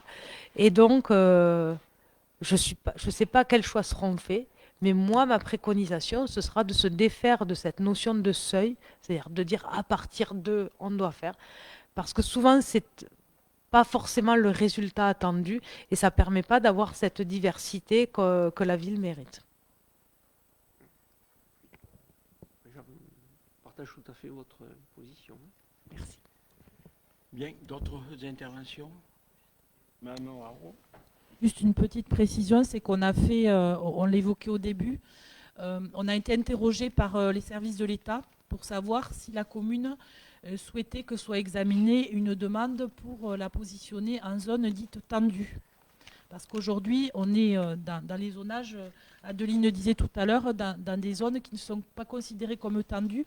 Et c'est en fait ce qui fait que certains projets ne viennent plus sur Haute-Rive, notamment des projets dont on peut avoir besoin, à savoir des projets qui permettent de la construction avec de la vente de logements et notamment d'appartements. Parce qu'aujourd'hui, pour les porteurs de projets, du fait de ne pas être en zone tendue, ce n'est pas rentable de venir porter ce type de projet à Haute-Rive, si ce n'est dans le cadre de résidences très spécialisées, comme par exemple une résidence senior. Donc on attend la réponse, on ne sait pas quel sera le délai que donneront les services de l'État pour examiner la demande et répondre répondre, mais pour nous, ça pourrait vraiment avoir dans l'avenir une importance, parce que moi, le constat que je peux faire sur en tout cas les opérations récentes, et c'est ce que disait exactement Adeline maintenant, c'est qu'on a vraiment du mal à pouvoir avoir cette diversité, parce que aujourd'hui, en termes de financiers, en termes de produits de sortie, ce n'est pas intéressant pour les investisseurs immobiliers de venir proposer, de construire un petit collectif et de mettre des logements en vente. Et donc, on a effectivement des opérations qui sont un peu trop spécifiques. Et puis, les fameuses petites opérations sur lesquelles on a besoin de logements sociaux à partir de 400 mètres carrés, on a une grosse difficulté, c'est que quand c'est des tout petits projets, 400 mètres carrés, c'est très vite. Dès qu'on a fait 3-4 maisons, les 400 mètres carrés sont prévus. Ça fait qu'on a des propriétaires qui ont fait des projets d'aménagement, de petits lotissements avec 6 ou 7 lots et qui sont obligés pendant 10 ans de bloquer un lot pour l'accueil de logement social, et on n'arrive pas à trouver de bailleurs sociaux qui viennent sur juste une parcelle de 800 ou 1000 mètres carrés. Donc c'est vrai qu'avec ça, j'espère aussi qu'à travers le règlement, on ne revienne pas sur, de toute façon, on en a pas l'intention, sur la question de la mixité, la nécessité de faire du logement social, mais qu'on puisse le faire de manière beaucoup plus harmonieuse et avec vraiment de la mixité. Donc dès qu'on aura cette réponse, on vous tiendra au courant, parce que ça aura quand même un impact important sur la suite. Bien. Le débat a été riche. Je vous demande d'acter, de prendre acte et attester de la tenue de ce débat. Et donc, on va voter pour. Est-ce que le débat a été fait dans les règles? Merci. Et merci à Madame Servat dont les interventions étaient toujours très judicieuses et très complètes. Si je vous laisse poursuivre dans votre démarche de conseil municipal et je vous retrouve certainement l'année prochaine. Mais peut-être que ce sera plus tard. Je ne suis pas sûr que ce sera l'année prochaine. Donc on va reprendre le cours du conseil. Oui, d'ailleurs, le secrétaire de séance, c'est Madame Moirot. Et les décisions. La première décision, il s'agit d'une demande de subvention auprès du conseil départemental. Alors c'était une précision donc, par rapport à ce qui avait été délibéré. Mais c'est des ajustements au niveau des montants des travaux éligibles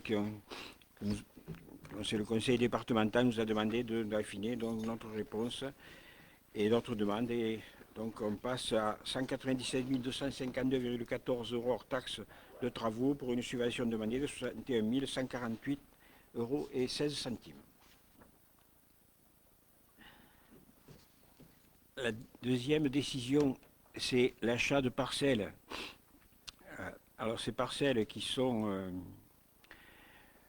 des parcelles qui actuellement se trouvent sur un chemin piéton en fait, qui remonte des terrains de tennis au-dessus vers Saint-Paul. Je ne sais pas quelle est la rue là-haut, si c'est la rue des Acacias ou je vais le chemin des Acacias.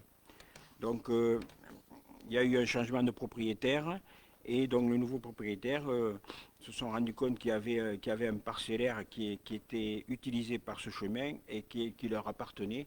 Donc ils nous ont demandé de le racheter pour que le sentier puisse. Et donc on s'est entendu sur une somme de 5 000 €, qui était bien inférieure à leur demande. Oui. Ouais, cette décision m'a un peu surpris là, quand je l'ai vue là, pour plusieurs raisons.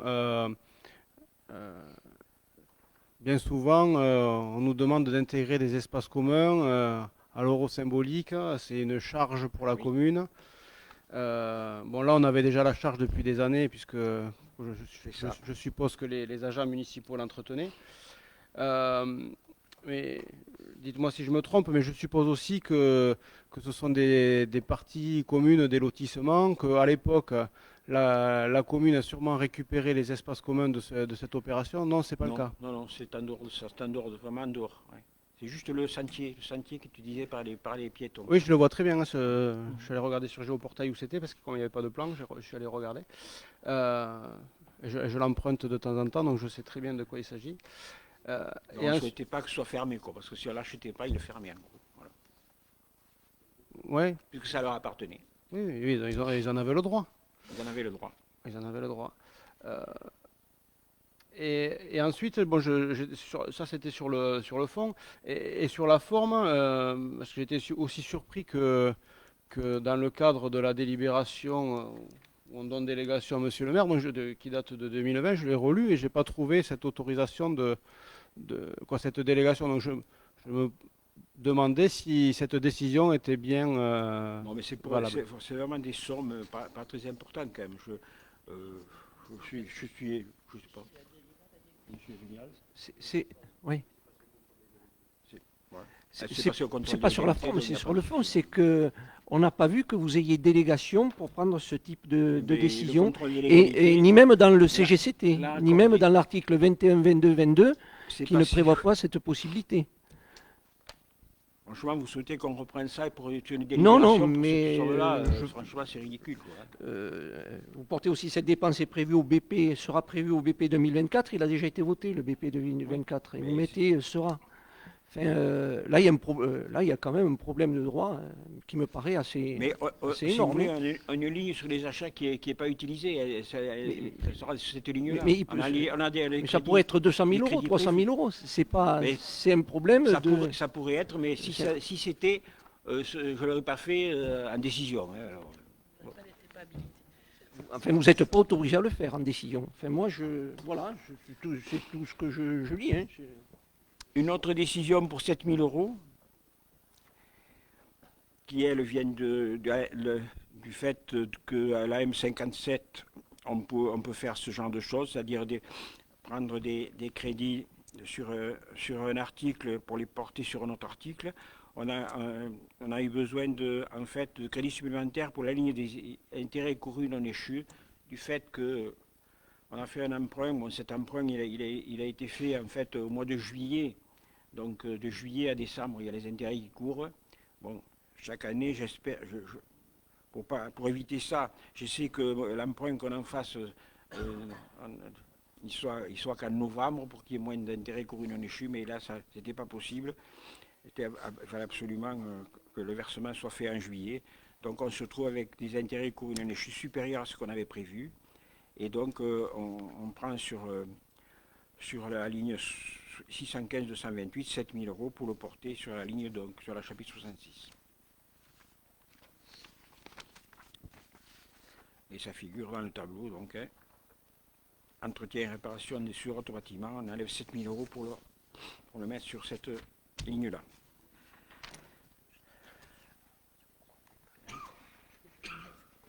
Alors, pour l'OPARU, il y a un petit souci, donc Cathy on va vous expliquer. Donc on vous propose de ne pas examiner les points 1, 2 et 3 qui étaient relatifs à l'opération OPARU, pour la simple et bonne raison qu'il faut reprendre des éléments de la convention pour tenir compte des évolutions des financements des différents partenaires.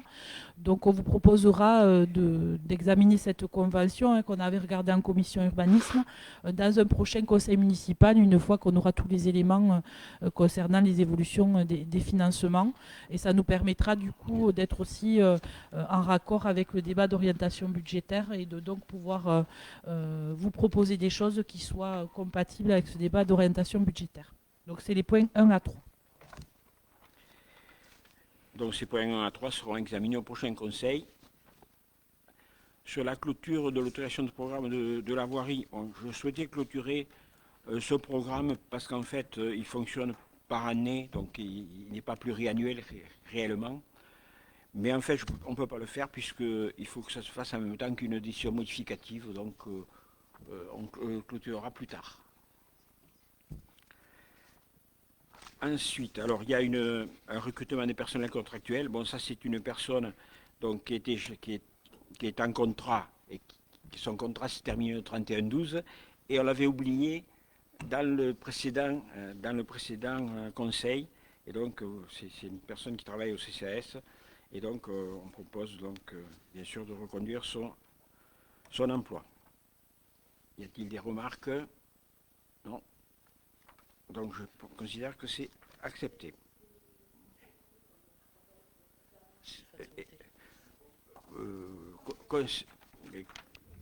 Non, je demandais quel était le job, l'emploi de cette dame, enfin ou de cet homme, je ne sais pas. Daniel? Eh bien, c'est la conseillère en économie sociale et familiale. Hein. Et donc vous prolongez On renouvelle son contrat, oui. On renouvelle son contrat en pour 2000. un an et puis après vous allez être titularisé. Oh, écoutez, on n'y est pas encore. Ce ne sera pas moi qui le ferai. Ça marche comme ça. Je commence à avoir l'habitude. Pour l'instant, on renouvelle son contrat pour l'année 2025. Alors, bon, donc, vous souhaitez qu'on vote. Donc, qui est pour ce renouvellement? Qui s'abstient? Je m'abstiens. 2 abstentions. Bon, ensuite, il faut qu'on vote sur un avenant à la convention de mise à disposition du service instructeur des autorisations d'urbanisme du PETR du pays sud toulousain.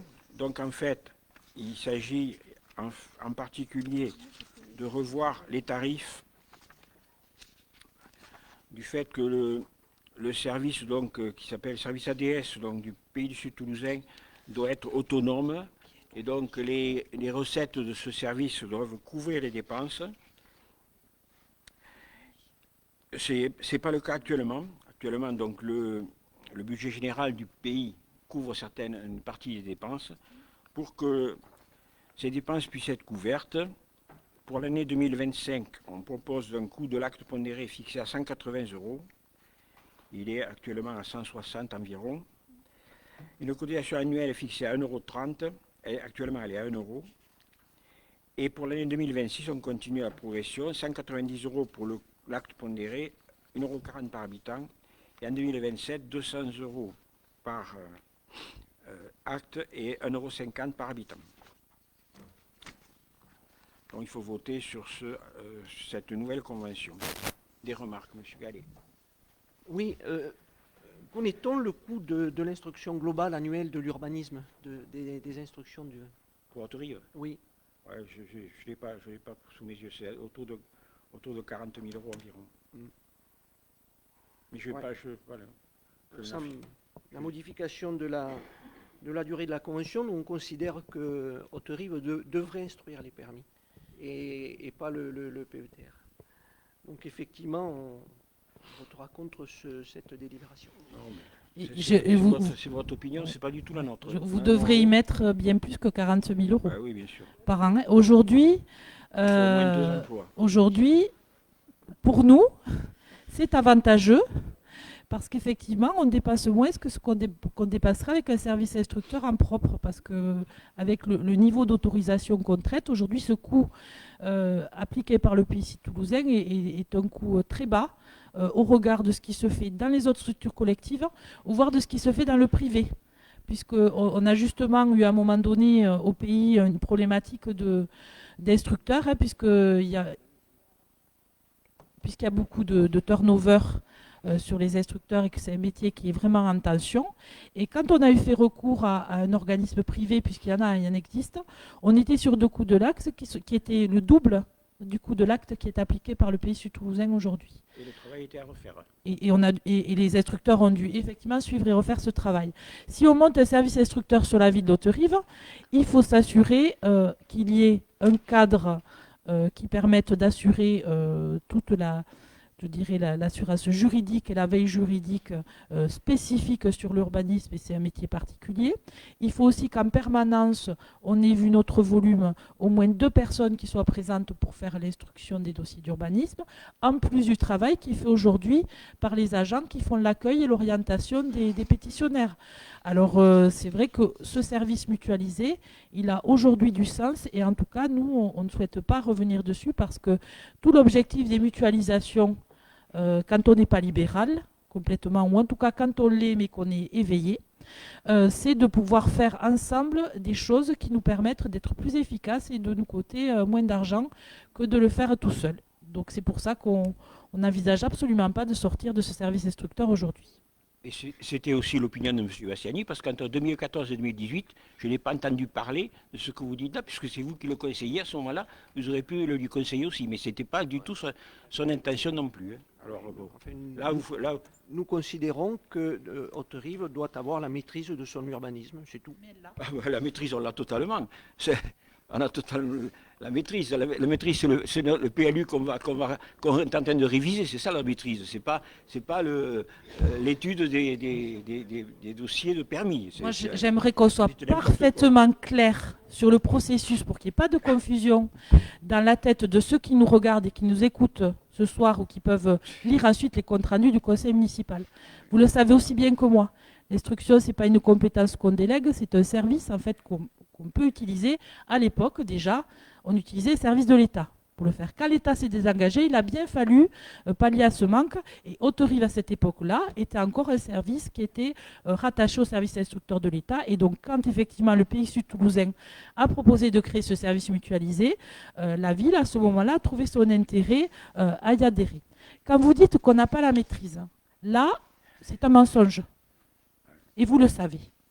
Parce que la personne qui signe les autorisations d'urbanisme, aujourd'hui c'est moi par délégation du maire, puisqu'il m'a délégué la signature, on a voté ces délégations ici, et que du coup, quand je ne suis pas d'accord, et ce qui arrive avec le service instructeur, quand on a une interprétation différente, on discute, et à certains moments, on prend nos responsabilités en tant qu'élu qui donne l'autorisation. Donc on a la totale maîtrise sur ce qu'on signe, dans le respect, bien entendu, de notre plan local d'urbanisme et des règles qui sont établies, parce que ne pas respecter ces règles, ça serait engager la commune à faire des actes, là pour le coup, illégaux, qui seraient susceptibles de recours et qui généreraient des dépenses, notamment pour se défendre. Donc on a la totale maîtrise et je ne peux pas vous laisser dire le contraire. La décision que vous avez prise pour l'acquisition, c'est une décision illégale, ça ne vous a pas empêché de la prendre. Mais c'est vous qui le dites. Ça a été présenté à la sous-préfecture et elle a accepté. Alors pourquoi vous dites que c'est... Allez voir la délibération que vous visez et vous verrez qu'il n'y a pas les acquisitions, et ni dans le Code général des collectivités territoriales. Bien, parlons de ce qui nous occupe, en l'occurrence la compétence urbanisme. La délégation qui m'est donnée, à moins que vous reveniez dessus aujourd'hui, est parfaitement légale. Et quand effectivement je signe au nom du maire, ou si je suis empêché ou ne peux pas signer, c'est le maire qui signe, on est tout à fait dans le cadre légal. Et je ne peux pas vous laisser dire, parce que c'est très limite, je trouve, de vous laisser dire ça, de vous laisser dire que quelque part, aujourd'hui, lors des signatures, on fait des actes illégaux. Que vous discutiez certains autres points, c'est votre point de vue, vous l'argumentez comme vous voulez.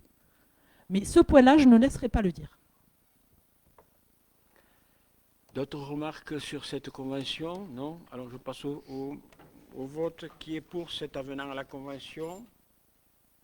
Qui s'abstient? Qui est contre? 2 contre.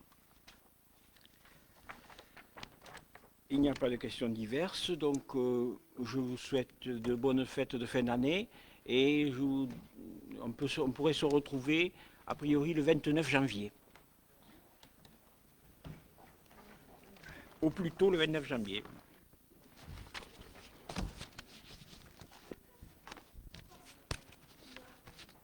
Seconde, excusez-moi. Comment? C'est très bref. Vous faites les vœux, monsieur le maire, ou pas? Les vœux à la population, je les ferai, oui, j'ai oublié de le dire, c'est le 17 janvier. Oh, excusez-moi, je ne l'ai pas entendu. Non, mais je ne l'ai pas dit. Bon, pardon.